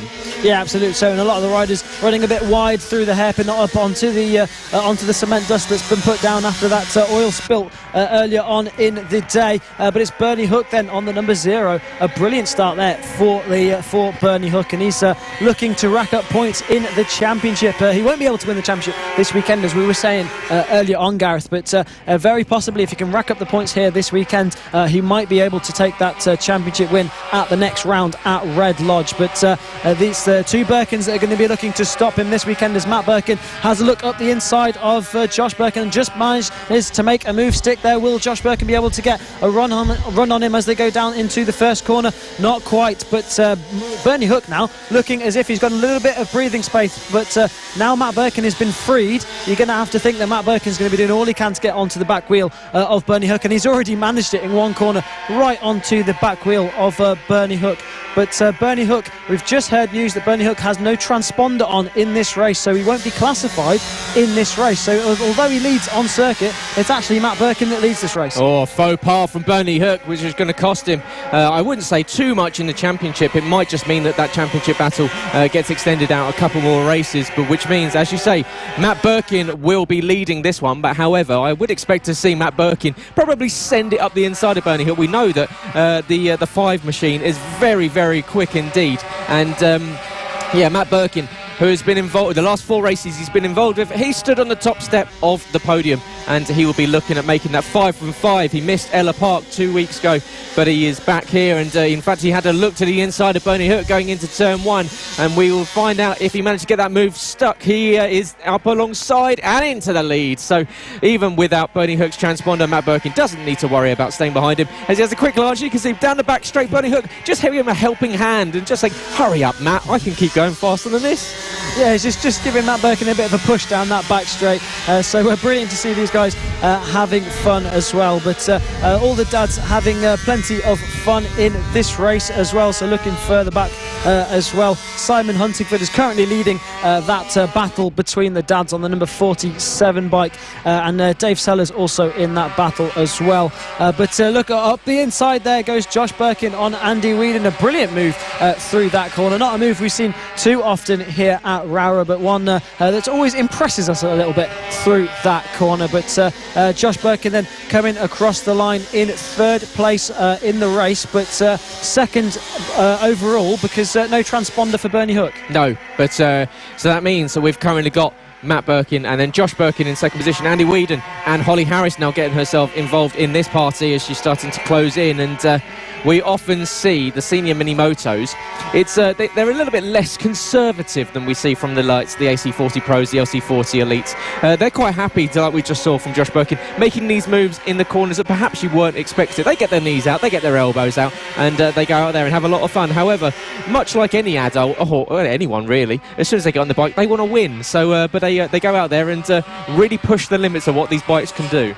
Yeah, I think the technical term for that is these guys are absolutely mad. We see some bar bashing, elbow bashing, and all sorts of stuff in this race, and all right at the front, and even between the dads in this race as well. We've seen some elbow bashing, and there Simon Huntingford, the number 47, currently leading that battle, down in 5th place overall in the race, but the fastest of the dads, and he's been consistently the fastest of the dads this weekend. He has, and perhaps he's been taking tips from Charlie, who's involved, of course, leading that championship in the LC40 Elites, and I'm sure Charlie was just giving some tips before he went out on circuit, and he was just thinking, well, you know, go out there and do your thing, Dad. But of course, that's Nick Bennett, and Nick Bennett, who had a good week in Ella Park, and Nick, who was looking at picking up a podium, I believe, in race 3, if my mind serves me correctly, and went down very late on. So Nick, he's always in a good position for fighting for podiums, but a little bit further down the order behind this battle between Holly Harris, Andy Whedon, and the very much the battle of the Birkins. And we often call it Birkin bingo with what you're going to get from the pair of them. You have usually Josh Birkin going down on the ground, Matt Birkin picking up some really good results, and but you can see it is the 47 of Simon Huntingford out there on track, and big man, a little bike. How hard is it for these bigger guys to ride these tiny machines? Well, the first thing, of course, is you've got to be flexible enough to get on them. You can see, how much bigger they are than the bikes, and how they've got to just wrap themselves around these smaller bikes. And it's you've definitely got to have the flexibility to do it. And that's Dave Sellers there with a problem there, one of the riders in the dad's race. So something's gone wrong there for the number 221 of Dave Sellers. He's also a rider over in Stock 1000 at BSB, so a well-versed motorcycle racer is Dave Sellers. Looking back at this battle then between Holly Harris and Andy Whedon as well. So Holly Harris got a couple of race wins snatched away from her by Andy Whedon at Ella Park, so she's going to be looking to get one on Andy Whedon this weekend. Yeah, Andy Whedon stole the win for the first two races on the last lap from Holly Harris, and Holly was not happy at all as she came across the line at Ella Park, slapping the handlebars.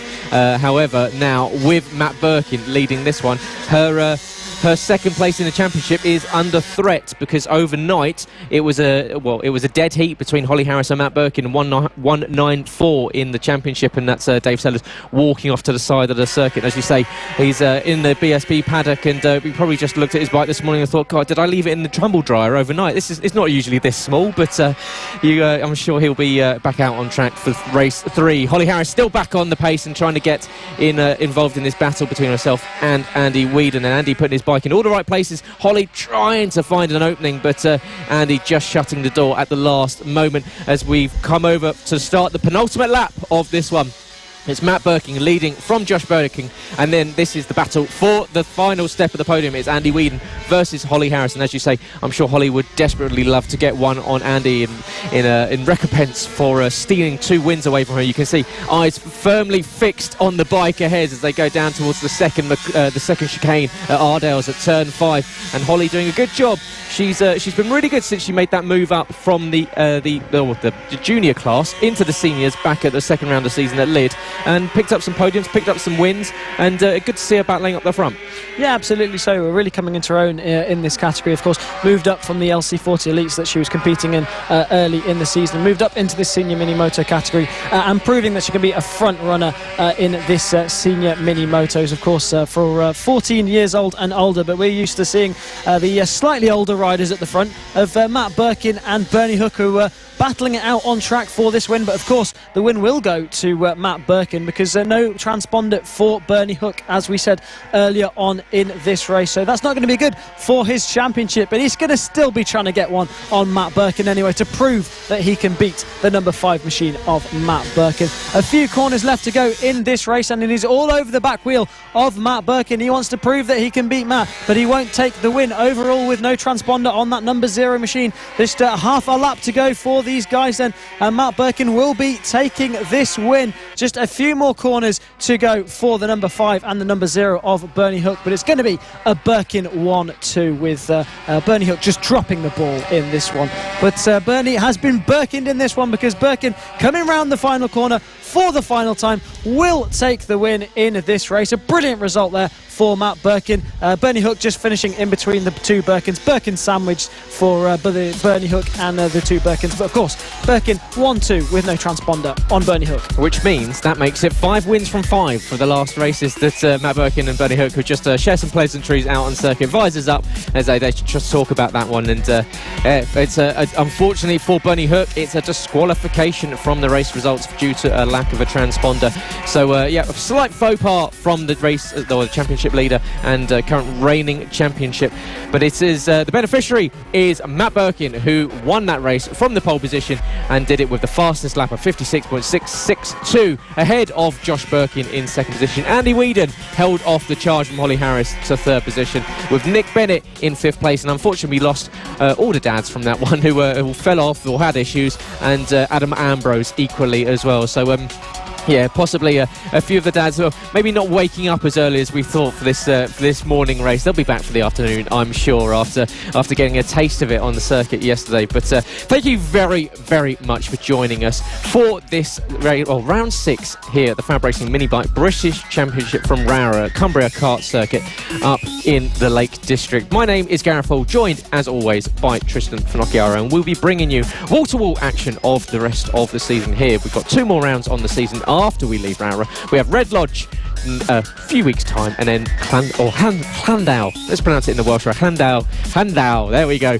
I'll make sure I have my Welsh heritage will be screaming at me for not pronouncing that correctly. But yeah, it's going to be a sensational end to the season. Plenty more racing coming up. Next up, we had all big guys on little bikes. Now we've got little people on little bikes. We've got the LC40 Elites who are out on circuit, and we'll see if Charlie Huntingford can do a little bit better than what we saw from Simon Huntingford. Yeah, absolutely so. I mean, Charlie Huntingford's been a dominant force in this category. A championship leader in this one, and has got a good 21 point lead in this championship over Ryan Hitchcock.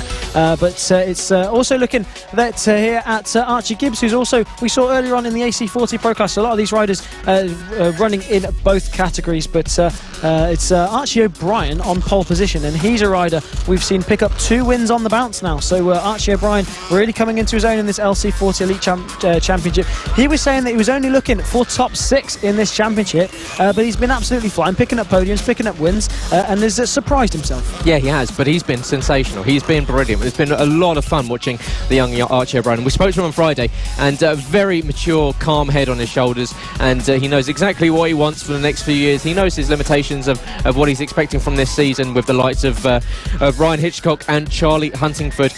However, he will be lining up on the pole. A 54.190 in qualifying was enough for pole position ahead of Charlie Huntingford, who picked up 2nd yesterday. Josh Bannister in 3rd position, with Ryan Hitchcock, who went down with 2 laps left to go yesterday, cost himself some big points in the championship.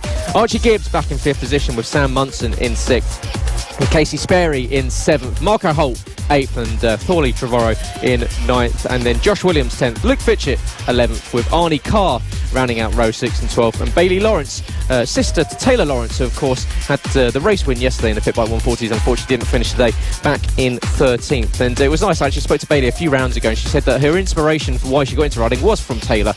So it's good to see that perhaps brothers and sisters all being role models and inspirations to each other for getting them back out there on 2 wheels. Yeah, absolutely so, and that's absolutely brilliant to see from these guys. You see a lot of brothers and sisters all throughout this FAB-Racing paddock. Of course, it's a big community, a big family here at FAB-Racing, but it's at the moment it's the LC40 Elites on track, lining up on the grid. You can see the determination there from Archie O'Brien on pole position. He's ready to get going. He wants to get this race started and underway, and their attention very shortly will be to the lights for race 2 for the LC40 Elites. The lights are on and now off as they're away for race 2 here at Rowrah. A good start there for Archie O'Brien into turn 1, just ahead of Charlie Huntingford. Almost said Simon Huntingford there, but Charlie Huntingford here looking to do battle in this championship. Ryan Hitchcock looks to the inside of Charlie Huntingford, makes a move 6, so that's Ryan Hitchcock now up into 2nd place, and that's a crash further back there for Archie Gibbs,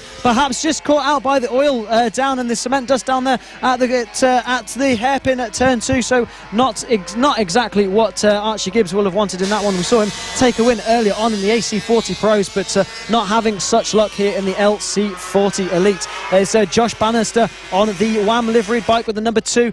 He's also battling out further down the field in this race, but it's between Charlie Huntingford and Ryan Hitchcock for the championship, as Ryan Hitchcock looks up the inside of Charlie Huntingford. Brilliant move there from the number 43 of Ryan Hitchcock. Of course, Ryan Hitchcock, British Talent Cup rider, in 9th in the championship over in British Talent Cup, with the best result of 7th place last time out at Silverstone. But it's between these two for the championship. 43 of Ryan Hitchcock and 76 of Charlie Huntingford, as Ryan Hitchcock looks as if he wants to take the lead in this race. They're sticking with Archie O'Brien this time. Of course, Archie O'Brien yesterday absolutely flew away at the front. You can just see how quick Archie O'Brien is coming out of that corner and onto that little back straight. Of course, a little bit of an advantage for Archie O'Brien, as he is quite a bit smaller than Ryan Hitchcock and Charlie Huntingford, so he's got a bit of an advantage in a straight line, being a little bit lighter than the likes of Hitchcock and Huntingford, but still riding the wheels off that little LC40 machine. He is, and Ryan Hitchcock, however, behind, pretty much lives on the limit of adhesion from those tyres. With the move that he made on Charlie Huntingford, you could see he was so nervous on the brakes, like, oh, I'm not going to slow this one down, but just got the move done.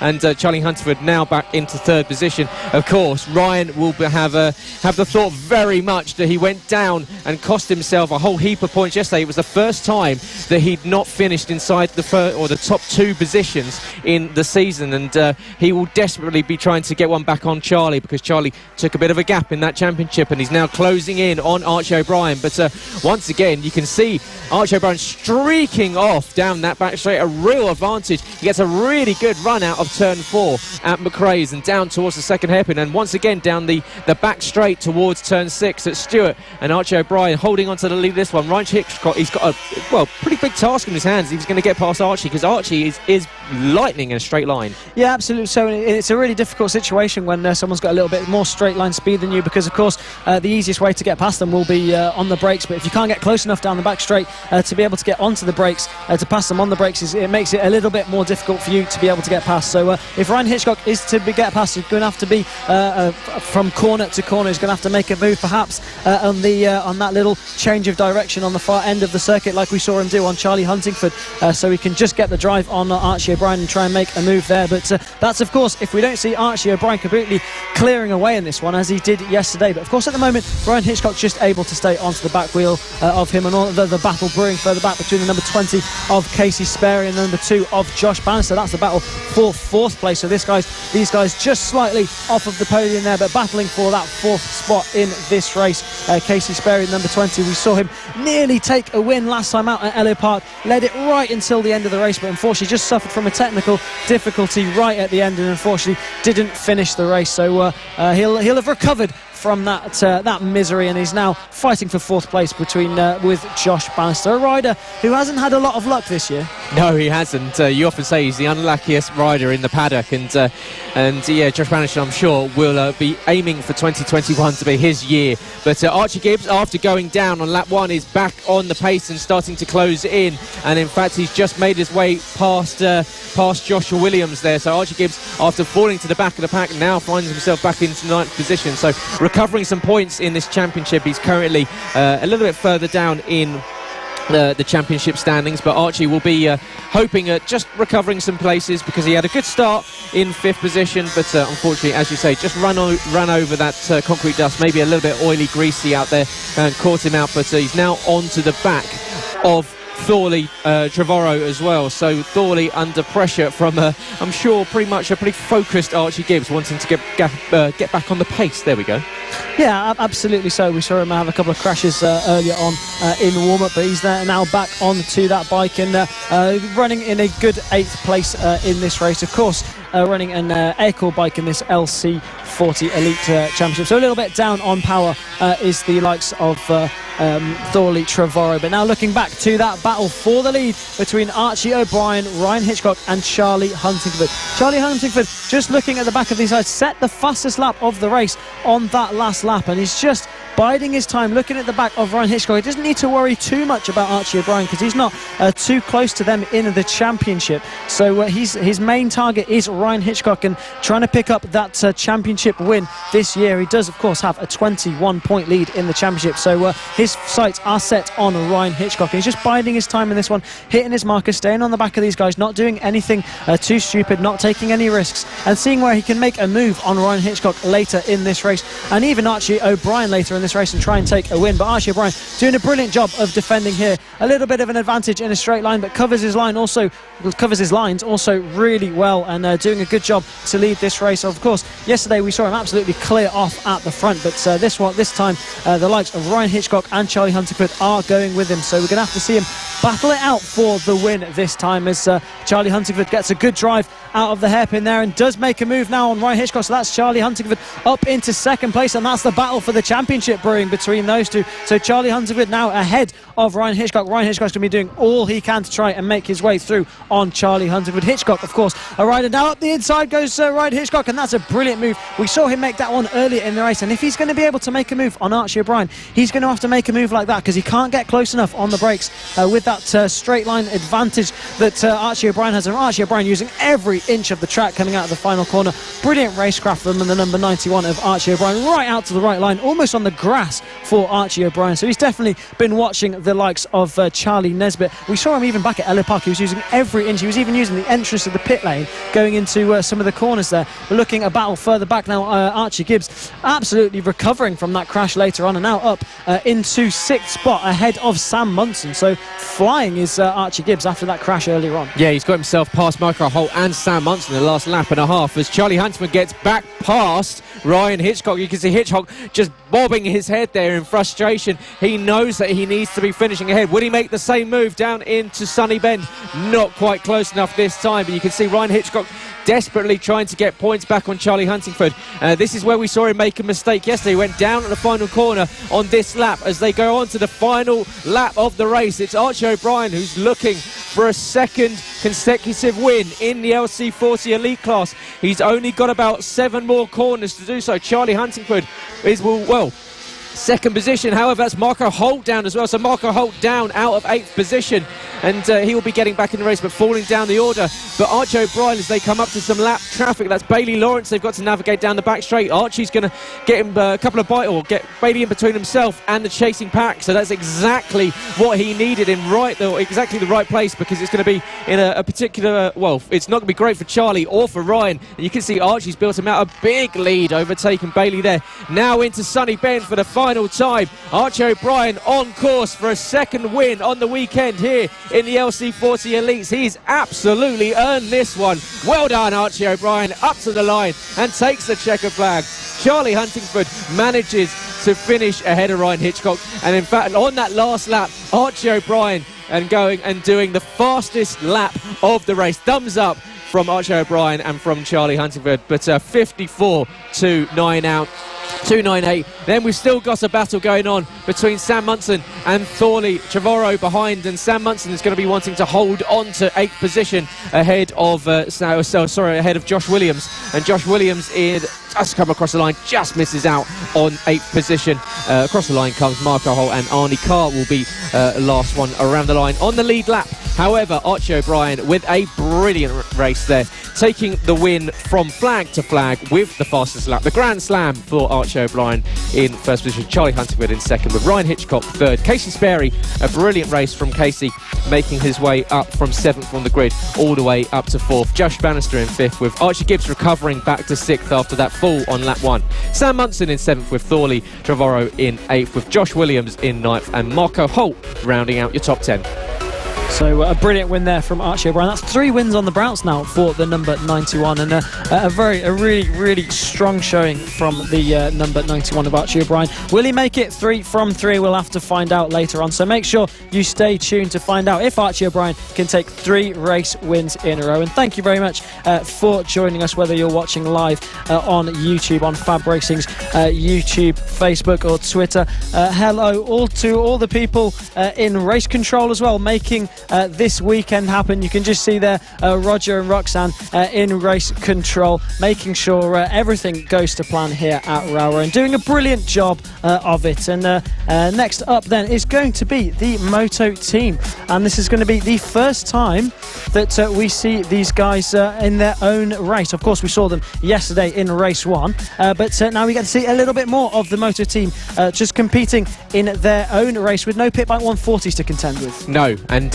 it brought us a brilliant race yesterday with the likes of Jason Pugh, Ian Jackson, who picked up a penalty for a jump start as well, and they just about held on to position. Neil Kinnaird and Tony Campana in place of Simon Clowes this weekend, with Simon recovering from an arm injury he picked up in practice back in Ella Park. But Tony Campana Senior, that is the elder one, but he will be racing on behalf of Simon Clowes, but will be picking up points for Simon Clowes. So Simon's found himself a good replacement, because he picked up enough points to take the lead back in the Moto team class.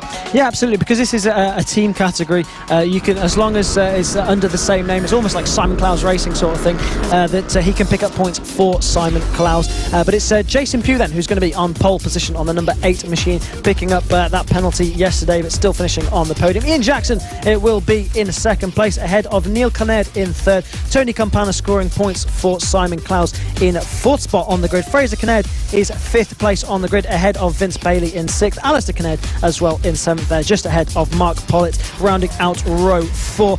Gus Milling will be on ninth spot on the grid, with Ian Todd rounding out your top 10 on the number 40. And that's Philip Mapplebeck in 11th, ahead of Phil Joyce and Reese Todd Brown rounding out your grid in this one. But that's the number 65 of Mark Pollitt, who's got a problem there on that machine. So really unlucky for the number 65 of Mark Pollitt, having a problem before the race has even started. So looks as if he's going to be walking that bike back to pit lane. Yeah, not an ideal start to race 2 for Mark Pollitt, who would have been starting in 8th position. So that opens the door for Ian Todd to have a slightly cleaner run. Watch out for the trio of Kinnairds. You've got Alistair, Fraser and Neil all in a train from 3rd, 5th and 7th, and they've been very quick so far. They've all picked up podiums so far this season, so the trio of Kinnaird brothers will be looking at picking up some good results. However, the blue and red bike of Jason Pugh, the number 8, will be looking at taking the championship lead away from Simon Clowes Racing of Tony Campana Senior, who will be starting from 4th on the grid on the 133 bike with the orange accent wheels, as they get ready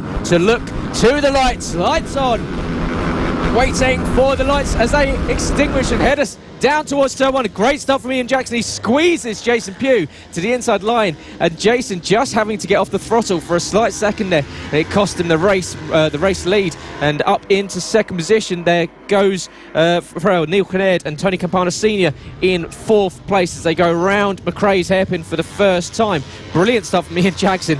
Very aggressively cut the nose off from Jason Pugh. Yeah, real tactical from Ian Jackson into the first corner, making sure there was no way through for Jason Pugh to get through. Got a good start. See quite a few people creeping on the start there, so we're going to have to wait and see if anything happens with that one. Of course, Jason Pugh did pick up a race start, a jump start yesterday, and he suffered a 3-second penalty yesterday. But looking as if all these riders are away cleanly in this one, as Tony Campana looks up the inside there of Neil Kinnaird. So Tony Campana looking to pick up as many points in the championship for Simon Clowes. Of course, his sights will be set on Jason Pugh, because it's that battle in the championship between Simon Clowes and Jason Pugh. Of course, no Will Howarth here this weekend as well, with Jason Pugh in second place in this race. Ian Jackson flying away at the front of this one. Will anyone be able to catch him? Well, he's doing a brilliant job to start off this one, and in fact last time around Neil Kinnaird set the fastest lap of 1:01.626, and Jason Pugh there just trying to get back past Neil Kinnaird, who managed to get past him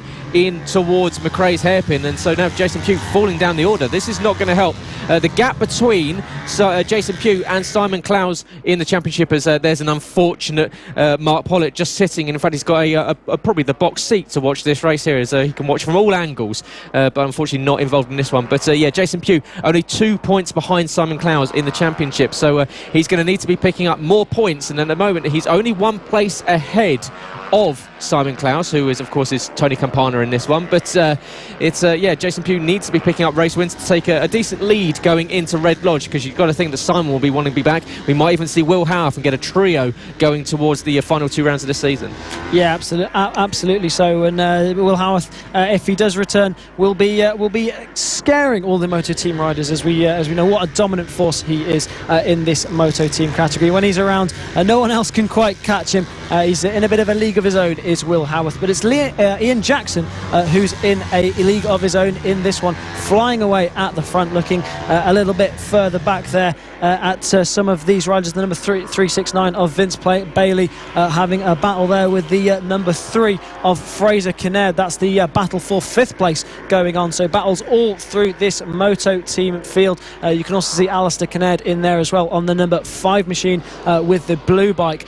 So battles going on all through this field as Vince Bailey defends that 5th spot from the number 3 of Fraser Kinnaird. Kinnaird all through this race, but the quickest one at the moment in second place in this race as he makes his way up ahead of Tony Campana, who's representing Simon Clowes this weekend. Yeah, so Tony Campana Senior, they're getting ahead of Jason Pugh, but Pugh's going to try and go around the outside, but the door is firmly shut in his face. So Tony Campana getting past Jason Pugh, so this is working perfectly for Simon Clowes Racing, because he's managing to, well, with this, holding on to the lead in the championship. So Tony Campana Senior doing a brilliant job so far. He's started to put some real pace in. He finished in 4th yesterday, but he's now looking at the back end of Neil Kinnaird for 2nd place. Out the front, Ian Jackson is checking out 4 seconds up the road, and on that slightly different looking bike. It looks like a pit bike, but it is actually restricted to 125 like the rest of these motor teams.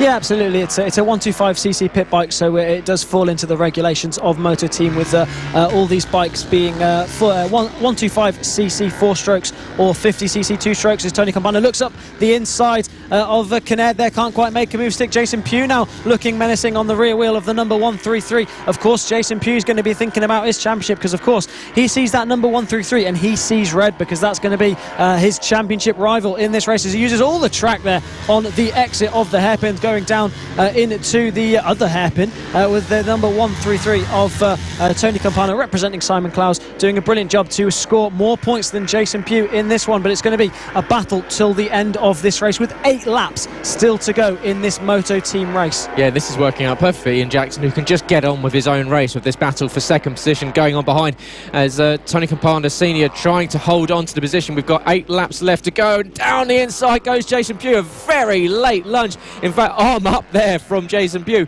Oh, sorry, I didn't realise we were going to touch there, but well, he says sorry, but he doesn't give the position back. No. Why would you? That's your championship rival. But you can see hard racing here as they went panel to panel through Sunny Bend. But now Jason Pugh gets back on it, and this has cost Tony Campana Senior a little bit of time here. I'm sure he'll be slightly aggrieved by that move. Yeah, it's definitely close racing in this one. Nothing too harsh. Firm but fair, I think we can call that move. But a brilliant move done there by Jason Pugh, and he does lift an arm up in apology. But that is racing, and we will see moves like that all throughout these classes. As Jason Pugh now, his sights will be set on Neil Kinnaird. Will he be able to take 2nd place in this race? The number 133, Simon Clowes, being Tony Campana representing Simon Clowes in this race, is going to be trying to get back onto the back wheel of Jason Pugh and finish in front of him and return the favour, as Jason Pugh looks up the inside of Neil Kinnaird. Can't quite make a move stick there. We saw him make a move 1 lap ago there on Tony Campana and just pushed him wide on the exit there. But will he be able to do the same to Neil Kinnaird, right onto the back wheel of him now? He really wants this 2nd place to pick up as many points as he can. Almost contact there as they go into turn 2. So a real determined Jason Pugh in this race. Yeah, Jason Pugh clearly making notes after watching Ryan Hitchcock in that LC40 Elite class, trying to find moves anywhere on the circuit, and just sticking a tyre in. Lucky to not tag the rear wheel of Neil Kinnaird there, who I'm sure wouldn't have been very happy at all. That is the 3 of Fraser Kinnaird battling with Vince Bailey over 5th position, the 369 of Vince Bailey, who we've seen out on the sidecars as well, so expect to see the sidecar action later in the day. They'll be out last up, both in this session and in the afternoon session, and they will be the sidecars are a lot of fun. But down the inside goes Jason Pugh once again. Contact between the pair, and Jason Pugh's going to try and run around the outside. He's tried that move twice now, hasn't quite come off, and Jason Pugh, as he gets up the inside, does he get the run out the final corner as they cross gun? Fraser Kinnaird cuts the nose off of Jason Pugh, runs onto the dirt, and that's going to allow Jason Pugh up the inside. It's all going on up the inside.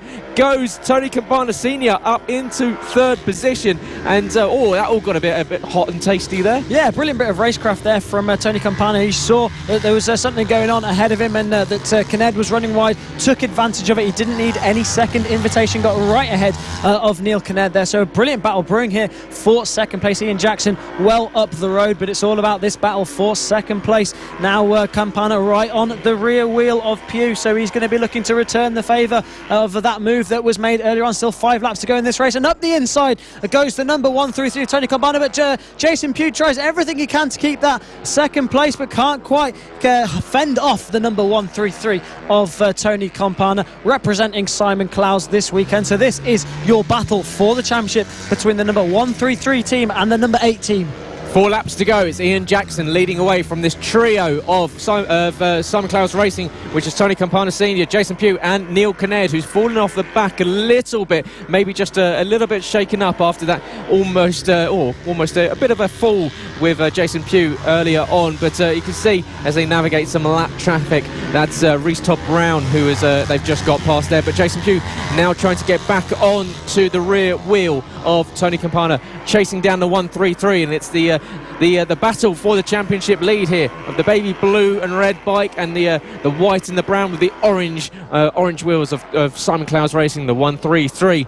And Simon Clowes, I'm sure, will be watching this from the sideline, probably with his hands across his face, watching between his fingertips, with hoping that he can pick up the points to take the championship lead going into Red Lodge in 2 weeks' time. However, Jason Pugh is very much not giving up, with 3 laps left to go in this one. And if you're watching at home, make sure you give us a like, a share, subscribe, and equally get into the comments. Let us know, where's this one going to go? Are we going to see the 133 finish ahead of the 8, or will we see Jason Pugh get that move done late on in this race? We've already seen him make a move twice into turn 8 at Sunny Bend, and you've got to think he's going to have to eye up one more time. He's going to want that class, or he's going to want that class lead leaving this weekend.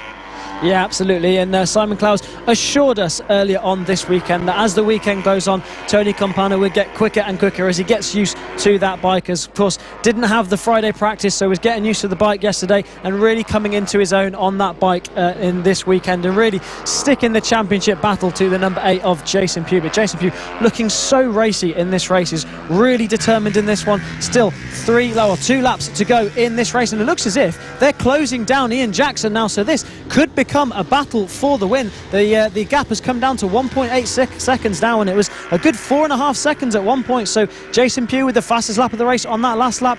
Equally, Tony Campana setting a very similar pace on that number 133 bike, and you can visibly see they're really closing in the race leader now. So with 2 laps to go, will they be able to catch him and get back past? Because of course catching him is one thing, but then getting past is a very another thing. It is, but they are catching him at a rate of knots, and Ian Jackson possibly slowing for some reason, because they're going to catch him by the end of this lap if they continue at this speed. But is this just a case of him just easing off the throttle a little bit and saving the bike? But you're going to think it was 1.8 seconds across the line last time around. They're closing in as Jason Pugh is going to go to the outside using the runoff, but not quite able to get the cutback on Simon Clowes Racing and Tony Campana as they come on to the final lap across the line. The gap's only at 1.2 seconds. We've got 1 lap left to go, just 9 corners off this Rowrah circuit at Cumbria Kart Circuit, and into the hairpin at McRae's goes Ian Jackson, and it looks as though with the 2 behind battling over position, there's kicking up water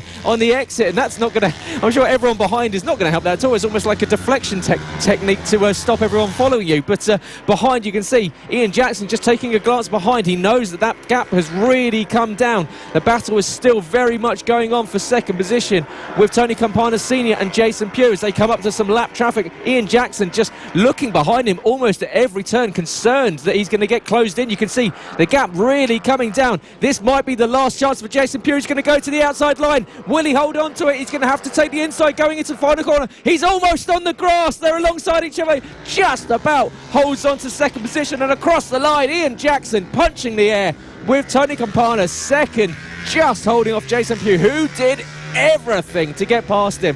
But brilliant racing from the 133 and from the 8. Neil Kinnaird in 4th. What a race there from the championship rivals. What an incredible race there from all of these guys. Ian Jackson set a really good early pace out the front, but Tony Campana and Jason Pugh just absolutely put the hammer down late in that race. Despite Ian Jackson setting his fastest lap at the end, they still managed to catch him. So you can only think what they would have been able to do if they could set that pace earlier on in this race. But a brilliant race win from Ian Jackson, then controlled the race at the front beautifully, and some brilliant racing all through that field between Tony Campana and Jason Pugh. But Ian Jackson celebrating that victory, and a brilliant victory it was there for the number 7 machine. Looks more like a pit bike, but is in the Moto Team regulations a 125cc pit bike underneath Ian Jackson there on the number 7 machine. So a brilliant victory for him ahead of the number 1 through 3 and the number 8. So that battle in the championship now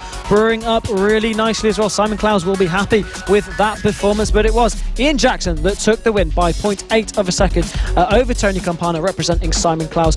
Jason Pugh in 3rd ahead of the two Kinnairds 4th and 5th. Vince Bailey it was who took 6th place ahead of Alistair Kinnaird down in 7th place. Ian Todd in 8th, Gus Milling in 9th, and the number 19 of Phil Mappelbeck in 10th place in that race.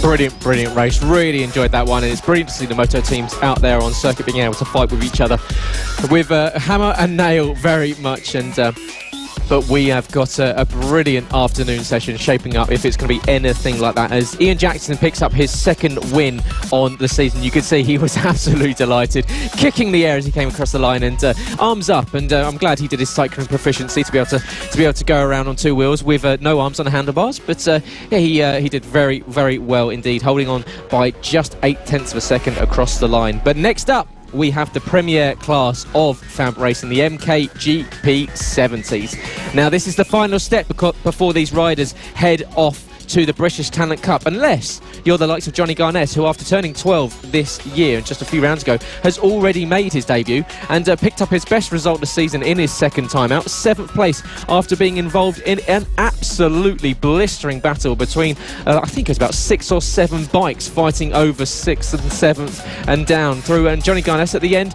was very happy indeed. And he was the one that came home and managed to head that field. So Johnny Garnett, after a little bit of a distraction with the British Talent Cup, is now going to come back into a championship battle with Lucas Brown, which is probably as much of an intense battle as we saw in the Talent Cup. Oh, absolutely so. I mean, Johnny Garnett will want to move up into, of course he has already moved into British Talent Cup. He's going to be moving into his first full season next season. He wants to move up into that as the British MKGP 70 champion. But there is Lucas Brown on pole position on the number 29, just next to the red bike there of Johnny Garnett, British Talent Cup rider. Alfie Davison, the number 8, in 3rd ahead of Harrison McKay, number 61. Mason Foster there in 5th ahead of Josh Bannister, the number 2, just giving us a little wave there.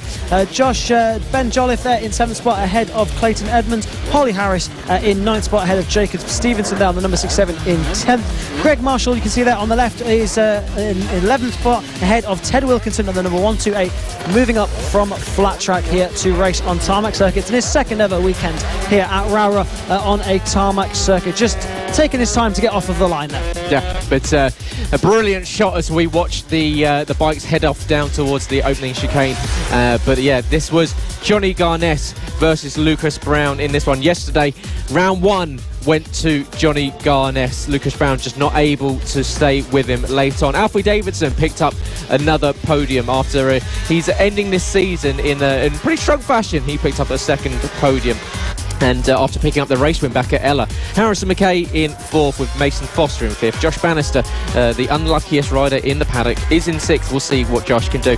Watch for Ben Jolliffe and Clayton Evans in 7th and 8th. Now, of course, these riders will all be hoping to head off to the likes of Talent Cup, to Spain, to GP3, to all those extra steps up through the BSB paddock. So what's the best route for these guys?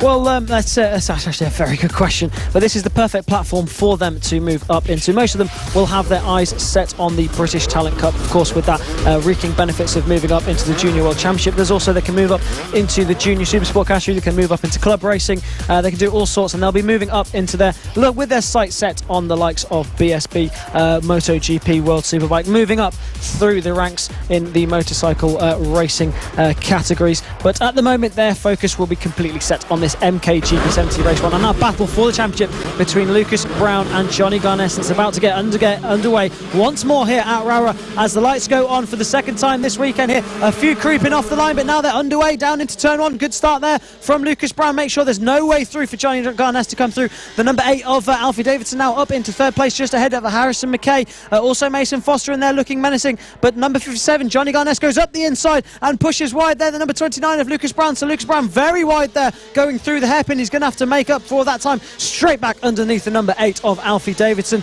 Brilliant recovery there from the number 29, and now his sights are going to be set and trying to close down the number 57 of Johnny Garnes, but he's flying away at the front here, and we are set for an interesting race indeed. Bold move there from Garnes down the inside into McRae's and got the move done. Really caught Lucas Brown unaware, and Lucas going to the outside, and we have to watch out. I just noticed that water that was kicked up by the Moto Team bikes is on the exit of the corner, and that's going to be right on the racing line. So obviously all these bikes will be on dry tyres, and the dry tyres on wet we've seen so far this season that even if on dry tyres you get on the slightest bit of damp patch of circuit and track, it can really send these bikes sideways. So they've got to really watch out for that as they come into the hairpin for the second time with 13 laps left to go in this one. It's Garnes from Lucas Brown.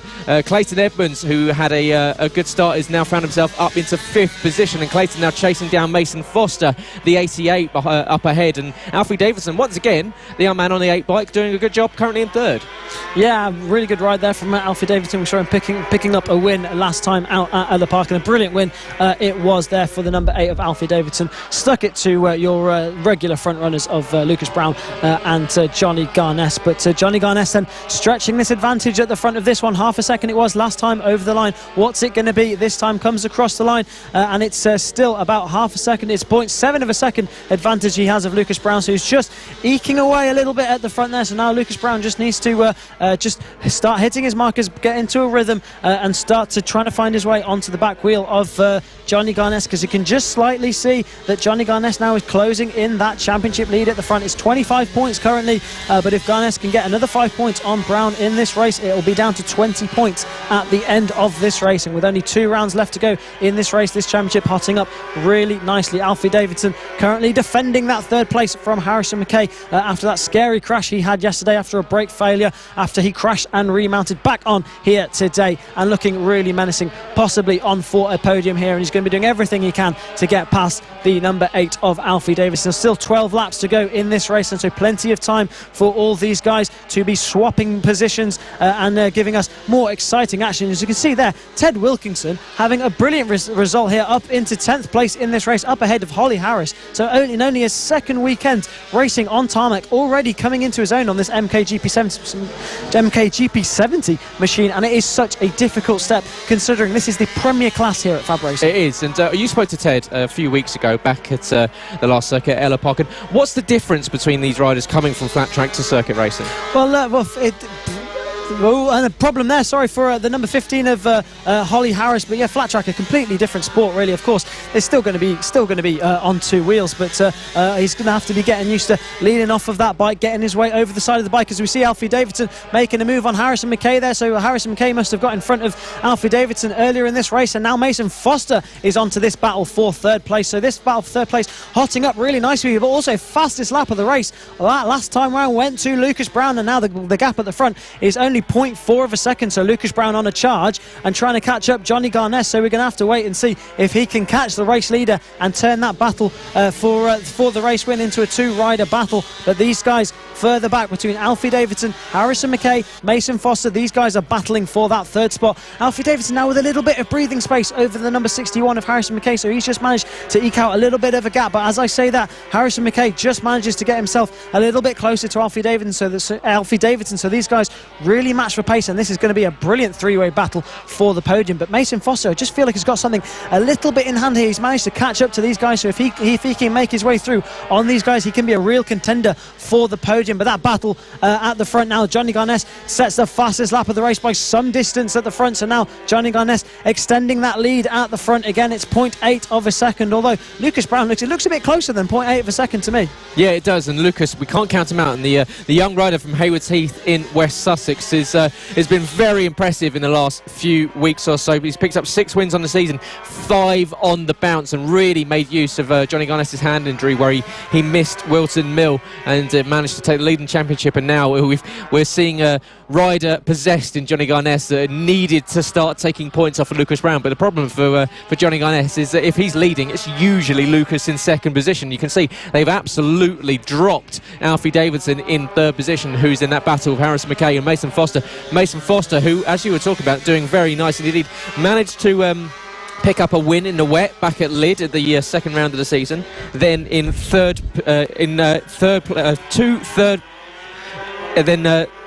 three second positions back at Wilton Mill, and however he didn't get on the podium at Ella Park. Really, really good run so far for Mason Foster, so he will be hoping of getting on the podium here at Rowrah. There we go, that's where we are. We're at Rowrah. We're at Cumbria Kart Circuit up in the Lake District. Very, very quickly forgot where we were for a second, but you won't forget that 6.5 hour journey that we took to get up here. Yeah, absolutely. It was definitely an interesting journey. At one point we were almost driving through a field going around sheep, but we're here now, and we're enjoying some brilliant racing here. And this Ted Wilkinson is really impressing me at the front of this battle. Just managed to get his way through on some real good riders here. Holly Harris and Greg Marshall. He's managed to get his way through on them, and now he's leading this battle. And I've been watching him out on circuit, and he's really progressing. You could see how much that he was learning back at Ella Park, still learning, of course, here at Rowrah, and is just coming into his own on this MKGP70 machine, and should be really happy with this ride that he's having at the moment. And we'll expect to see him climbing up the order as the season goes on as well, and into next season. But like I said, such a difficult jump, especially jumping onto this 70cc machine. This, of course, is the premier class here at FAB-Racing, so he's picked the hardest class to come into, but doing a really good job of it, and then really impressive stuff from the number 128 of Ted Wilkinson. Looking at another three-digit number there, the number 125 of Ben Jolliffe, a rider we saw do really well back at Ella Park, almost clinching onto a win there after crashing out, but he's now battling with Josh Bannister. This is the battle for 6th place going on, so battles all through this field as ever in the MKGP 70 classes. Johnny Garness sets the fastest lap of the race once more, a 50.5, and now stretches that lead out to a second. Lucas Brown almost matching Johnny Garness for pace, but Johnny just having that little bit of an edge over Lucas Brown here at Rowrah this weekend. But it's this battle here we're looking at the moment, Ben Jolliffe and Josh Bannister. We've been saying all year, Gareth, that Josh Bannister's been so unlucky this year. He's had crashes, injuries, technical difficulties. Absolutely everything that a season can throw at you has been thrown at the number 2 of Josh Bannister, and we think he's going to bounce back stronger than ever next year and be right up the front of this MKGP 70 class. But one rider who's right at the front of this GP70 class this year and doing well in the British Talent Cup is Johnny Garness, leading this race with 5 laps to go in this race. Has a little look behind to try and see where Lucas Brown is. Of course, no pit boards here at FAB-Racing, so Johnny Garness won't know how far behind Lucas Brown is, but if he has a little look over his shoulder to see where he is, exactly 1 second it was over the line last time round. And Lucas Brown pretty much matching Garness for pace, but just not able to get onto the back wheel. Yeah, no, it'll be frustration for Lucas, because he'll be feeling that he's riding to his absolute limit. But Garness, like we saw yesterday, he's just so smooth through these corners. Very, very good with his transition to body weight and getting down and really leaning into each corner and making the most of all the exits. And of course, that's the reason why we've seen him move up to the Talent Cup. He's just incredibly smooth when he's on circuit. It was strange seeing him making that mistake back at Ella Park when he was chasing down Lucas Brown 2 weeks ago, where he made the mistake with a couple of corners left to go that cost him a big heap of points in the championship. So it's really good to see Johnny back on pace. But another person who is on the pace is Mason Foster, still chasing down Harrison McKay, and in fact they've been dropped by Alfie Davidson, so Alfie making a move up into about 1.6 ahead of this battle between the 61 and the 88, and Mason Foster, who has decided to not elect to run in the rest of the GP50s, as up the inside goes Lucas Brown, just cutting through Ted Wilkinson. That was some lap traffic there, as he can now get back on the pace after getting through the lap traffic. But yeah, Alfie Davidson, Harrison McKay, Mason Foster still battling out over position, but you can see that gap has extended. It's now 1.5 seconds between Johnny Garness and Lucas Brown across the line, so that traffic has helped out Johnny. He managed to build just over half a second gap between the pair of them. Yeah, absolutely so. He flew through some lap traffic and absolutely used it to his advantage. You can just see there in the back of that shot, there's Clayton Edmonds, who's dropped down to 12th place in this race, and we've had word that he's just lost a footrest on that MKGP70 machine, so riding around without one footrest and just riding around for points in this race is Clayton Edmonds. So really unfortunate for Clayton. He had some technical issues earlier on this weekend in qualifying as well, with a carb leaking, meaning he couldn't go out in qualifying 1 in the MKGP 50. So a weekend riddled with bad luck for Clayton Edmonds, but still out there determined to score points in this race, and that is brilliant to see. And it's brilliant to see as well this battle for the championship hotting up so nicely as Lucas Brown uses all the track on the inside there, just shaking his head there, possibly a bit frustrated at his riding. Hopefully no technical issues for the number 29 of Lucas Brown, but just seeming a little bit frustrated in this race. He can't let that get to his head too much, needs to be able to focus and score these points. He's still in second place, which is going to be 20 points for his championship. Johnny Garnes will only close in 5 points in this race if it stays like this, and it'll be a 20-point lead in the championship that Lucas Brown will have over Johnny Garnes if it stays like this. And of course, with 2 rounds left, this one is definitely going to go down to the wire as Johnny Garnes looks over his shoulder, making sure that Lucas Brown is nowhere near him. I just feel like we've just been robbed of a little bit of a battle between these two guys, Gareth, because that move earlier on that sent Lucas Brown wide has just meant that there was a little bit of a gap between these guys, and that's robbed us of a battle between these guys, because I can see Lucas Brown has the pace to stay with Johnny Garnes if he can get onto his back wheel, but just not quite able to get that early race pace to be able to stay onto Garnes. But the gap at the front now, Garnes has put the hammer down. 3.3 seconds it was last time over the line. So Johnny Garnes looking brilliant to take this race win on this final lap for race 2 for the MKGP 70s. Looking strong to make it 2 from 2 for the number 57 rider. Oh, of course, riding over in the British Talent Cup, riding here in the MKGP 70s, and doing a brilliant job of it, fighting for that championship. Has a look behind him as he goes down into the final corner for the final time. Johnny Garnes comes across the line, waving his arm to take the win here for race 2 for the MKGP 70s. Lucas Brown comes across the line to take 20 points, looking a little bit disappointed with that one. Johnny Garnes, a name to watch out for the future. This battle brewing further back between 4th and 5th. They're just caught up between a few back markers, and going around the outside there is Mason Foster. Can't quite make a move stick, so it's going to be Harrison McKay that takes 4th place ahead of Mason Foster. Alfie Davidson further up the road takes 3rd place as well. So a brilliant result there for all of these guys. Well done. As what a result there for Johnny Garnes ahead of Lucas Brown. Lucas not happy at all, shaking his head as he hit one of the curbs on the exit of the chicane.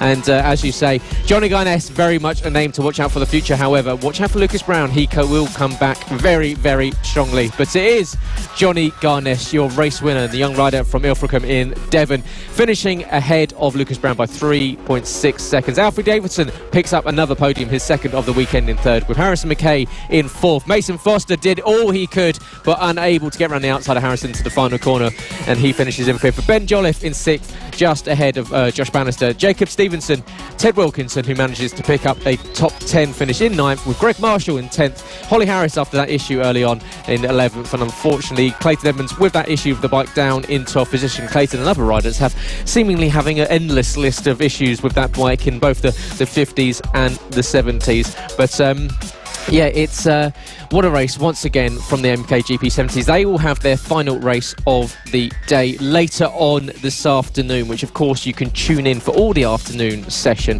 or here on motorsport.radio, on FAB-Racing's YouTube, and on their Facebook pages, and of course Motorsport Radio's all their social media channels, of course the likes of Facebook, Twitch, and the website itself. Why not go to motorsport.radio, where you can listen to the radio show with music, highlights, clips, interviews, all of it. Make sure you tune into the Breakfast Show Monday to Friday with Kiko Giles and Lester Forbes, and make sure you listen in to all the shows that we provide you throughout the week. The world's only 24/7 dedicated motorsport radio station.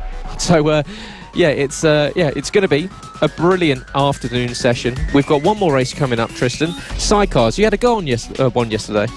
Yeah, I managed to have a little look into this world yesterday for the sidecars, and it was a pretty interesting experience. Definitely very different to anything I was used to, and I think you could tell from looking. But I was a little bit stiff and a little bit out of my comfort zone yesterday on that sidecar. But it was tons of fun, and it's really showed me how difficult it actually is on these sidecars, and it's brilliant to see these guys out here doing a better job than I was yesterday. Yeah, like an ironing board, I think was the phrase, as he desperately trying to make sure he didn't move any position. But it is the 26 of Mick Williams and Michael Elms that will be lining up on pole position, and watch out for that 26 bike because it is blisteringly fast. You can see in qualifying almost 3 seconds faster than anyone else, and Mark Parker in second, with the Adrian and Claire Ems in third place. John Hosker in fourth, with Vince Bailey back in fifth position. And like we said, you headed out on the sidecar yesterday, and you got a taste of what it's like for these passengers. And we see the likes of Michael Elms with Mick Williams, who are comfortably leading this one and have won all 4 races so far. And what do you have to do as a passenger? We see Michael Elms really leaning into each corner. When you were on there, did you feel the need to be helping this bike around each corner? Absolutely. I'm probably not the right person to ask because I don't think I was really doing it correctly. But yeah, you've got to get all your weight off the side of these outfits, and it's a lot harder than I thought it would be, actually, because you do really feel the forces when you're going around the corners on these bikes. So they do a really good job of hanging off the side of these bikes and making sure they get these outfits turned around these circuits. And it was tons of fun, and I'm sure these guys will be enjoying this race that they have to come up. And one rider who's really enjoying this weekend is Mick Williams and his passenger Michael Elms on that number 26 outfit. You can see lining up there on pole position with the Red Bull inspired livery on that outfit. They've just been in a complete world of their own, have Mick Williams and Michael Elms absolutely flying out the front of this championship. We saw them dominate back at Wilton Mill, and they've been dominating this weekend here at Rowrah. Championship we haven't seen too often here at FAB-Racing. We saw them once back at Wilton Mill. They're back here this weekend. This is the sidecars, race 2 for the sidecars this weekend here at Rowrah. You can hear them revving their engines, ready to get started in this race. The lights are on, and now the lights are off, and they're away. It's a brilliant start further back there, but it's Mick Williams that takes the whole shot once again as they go down into turn 1. You can see John Hosker there also having a little look as they go through the first set of complex here at Rowrah, down into the hairpin for the first time, and Mick Williams already has quite an advantage here in that number 26 outfit, just over the number 44 there. Yeah, there was a little bit of a creep from Adrian and Claire Ems, who were just about holding on to onto the position there, but we saw them do very nicely and pick up a podium yesterday. But Mick Williams once again off the line, blistering pace, and we were talking about Tristan as a passenger. Watch out for Michael Elms, passenger on this bike. He as the 76 is going to go deep, just about keeps it on the circuit, very deep indeed for the 76 of Adrian Ems there. And but yeah, the passengers almost hanging on by their toenails. They're hanging off so much to bring these bikes around the left-hand bends and getting their knees down, getting their elbows down, almost shoulders on the ground to make sure that you can bring that bike into the corner and leaning in. Of course, these bikes all have 3 wheels, and if you're not using all 3 of them, you're only getting 2/3 of the grip. So that's what the passenger is so important to do, is to make sure that you're putting that body weight down on the right side to make sure that 3rd wheel is getting that extra grip. And you can see Claire Ems just holding on around their hairpin, and it's these hairpins where the passengers will really come into their own, because of course the bike will want to go up on 2 wheels. As it turns in, the passenger will throw themselves in, and that is the reason why you see these passengers being crucial to these bikes going quickly. Yeah, absolutely so. And you can also see, as much as these passengers are leaning off these outfits, you can see the drivers as well of these outfits leaning off as much as they can as well. But it's Mick Williams then who's flying out the front of this one with a 4.2 second lead over Mark Parker. The number 44 of, I believe that is Mick Lee, who's second on circuit, doesn't have a transponder on in this one, so won't be counted in this race. So it's Mark Parker who's in second place on the number 230 outfit, ahead of Adrian and Claire Ems, who are in third on the number 76 outfit, and John Hosker, who I had to go with yesterday, in 4th spot in this one. But it's Mick Williams flying out the front of this one. We expected to see Mick Williams and Michael Elms just flying away at the front, and that's exactly what they're doing, proving that they are the best in this category. Yeah, and they do it in some style. We saw when they opened up their account back at Wilton Mill, they took a hat-trick of wins, and you've got to think that they are very much the favourites to do so again this weekend for their 2nd race of the season. Williamson here at FAB-Racing in the Mini Bike British Championship, as Michael Elms leans right out as they go around the fast turn 7 and in towards Sunny Bend as they come around with it's a shorter race in the sidecars as they come around to start. 3 laps left to go in this one, and you can see the body weight being used not only by the passenger, but Mick Williams himself leans right into each corner as there's the 44 of Mick Lee and Dan Lee back in I believe that's second position as they follow on the 44. But yeah, it's a brilliant start for Mick Williams. He goes purple last time round. The only bike that's circulating in the 59s, 4 seconds faster than anyone else. Yeah, it's an incredible pace being showed by Mick Williams. No one can quite get on to the level of that number 26 outfit out the front of this one. Mick Lee there as well, doing a brilliant job there, but obviously no transponder on that outfit, so they won't be counted into this race. So it's Mark Parker who is down in second place on this race. You can just see them using every inch of the circuit, leaning all the way off that bike, and putting dark lines down there through that corner. So absolutely brilliant stuff from those guys, but unfortunately won't be counted in this race with a lack of a transponder. But doing it in style around this Rowrah circuit, and it's an incredibly enjoyable circuit, this Rowrah circuit. All the riders have been saying that this circuit really brings something extra to this FAB-Racing calendar. Yeah, and we've seen that the grids have been slightly smaller because it is such a long way up north, but the likes of Jamie King, who's come all the way from East Anglia, said if you do have the opportunity of coming up to this one, then you really need to, because it is a circuit that is very much a rider's and a driver's circuit. You see a slight mistake there for one of the passengers there, just getting a little bit too over-eager going into the curbs, and the bike just bumping and bouncing up and down as they go deep into the hairpin, as well as they're all getting onto the concrete dust, which isn't going to help these tyres out too much, because he will lose a little bit of grip, but he's got a bit of a gap between himself and Michael and with Adrian and Claire Ems in the third position. But that was Mark Parker that just had a little bit of a moment, but back on the pace and in second position. Of course, they are behind Mick and Dan Lee. Danny, as we said, without transponder, so unable to be classified, but Danny doing us a favour by having his name written on the back of his leathers, so that's easier for us to spot. But you can see the 2:30 of Mark Parker is still in second position. However, behind, this battle's going to go down. They've got across the line comes the leaders to start the final lap, and it's going to go down to the wire, because you can see the 76 of Claire and of Adrian Ems are starting to close in for second position. We saw this yesterday. The battle go right down to the final corner as drifting around Ardales at turn 5 goes your race leaders. The 26, the blue and yellow striped bike of Mick Williams and Michael Elms, as they come around with about half a lap left to go as they look to make it 5 wins on the bounce here in the sidecar class here at FAB-Racing. Just 2 more bends after this. Here comes Sunny Bend as they go around the left-hander and into the final long right-handing bend, and it's going to be the team of Mick Williams and Michael Elms that pick up a 5th win on the bounce as they come to the line, take the checkered flag. What a result once again, just head and shoulders ahead of everyone else. The battle between the 230 and the 76 is still going on. Will it be Mark Parker coming up to the line? We will see the yellow bike, the 44 of Mick and Danny Lee, without their transponder, so unable to be classified. So it will be Mark Parker and his passenger coming across the line, looking a quick glance behind. He's got a gap between himself and Adrian and Claire Ems. He picks up second position, and the team on the 76 bike manages to round out the podium. Another podium for them, and up to the line will come John Hosker, who goes a little bit faster with his passengers compared to what we saw with you on the bike yesterday.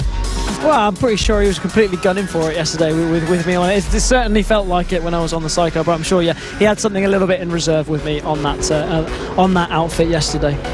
Yes, but what a brilliant morning's racing we've had here from Rowrah, from the 6th round of the FAB-Racing Mini Bike British Championship from the Cumbria Kart Circuit in the west side of the Lake District. And yep, we've seen the likes of Ethan Sparks do very nicely indeed. We've seen Johnny Garness doing exactly what he needed to do in that MKGP 70 class. Equally, we've seen a brilliant pit bike 140 race with Ryan Hitchcock out there having fun on the Extreme 200s.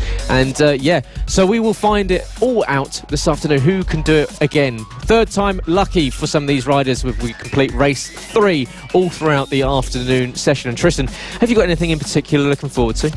Well, that battle for the championship in the Premier class for the juniors, the MKGP 70 class, is really hotting up really nicely, and you can see that Lucas Brown was really trying to get on the back of Johnny Garnes. Couldn't quite do it in that one, but it just seemed like because he just lost a little bit of time at the beginning of that race, couldn't quite get onto the back wheel of them, but they were almost matched for pace for a lot of that race. So I feel like if Lucas Brown can get onto the back of Garnes, he will be able to stick with him. Equally, looking forward to that Moto team race as well, because what an exciting race that was. There was changes of position, elbow bashing, riders being pushed wide, catching the leaders right at the end. That race had absolutely everything, and I'm expecting even more from it later on. Yeah, and watch out for the LC40 Elites. Can Archie O'Brien do the hat-trick and add his name to that very short list of riders that have made it a hat-trick of wins here in FAB this season? But thank you very much for joining myself, Gareth Hall, and Tristan Finocchiaro for the morning session here from round 6 of the FAB-Racing Minibike British Championships at Rowrah. We will be back at 1:20 for the afternoon session, the third races of the weekend for every single category. 9 races throughout the rest of the day. So make sure you stay tuned for it all. We'll be back very, very shortly, but have a good lunch break. Let's go! The official BSB Partner Series. This is FAB-Racing.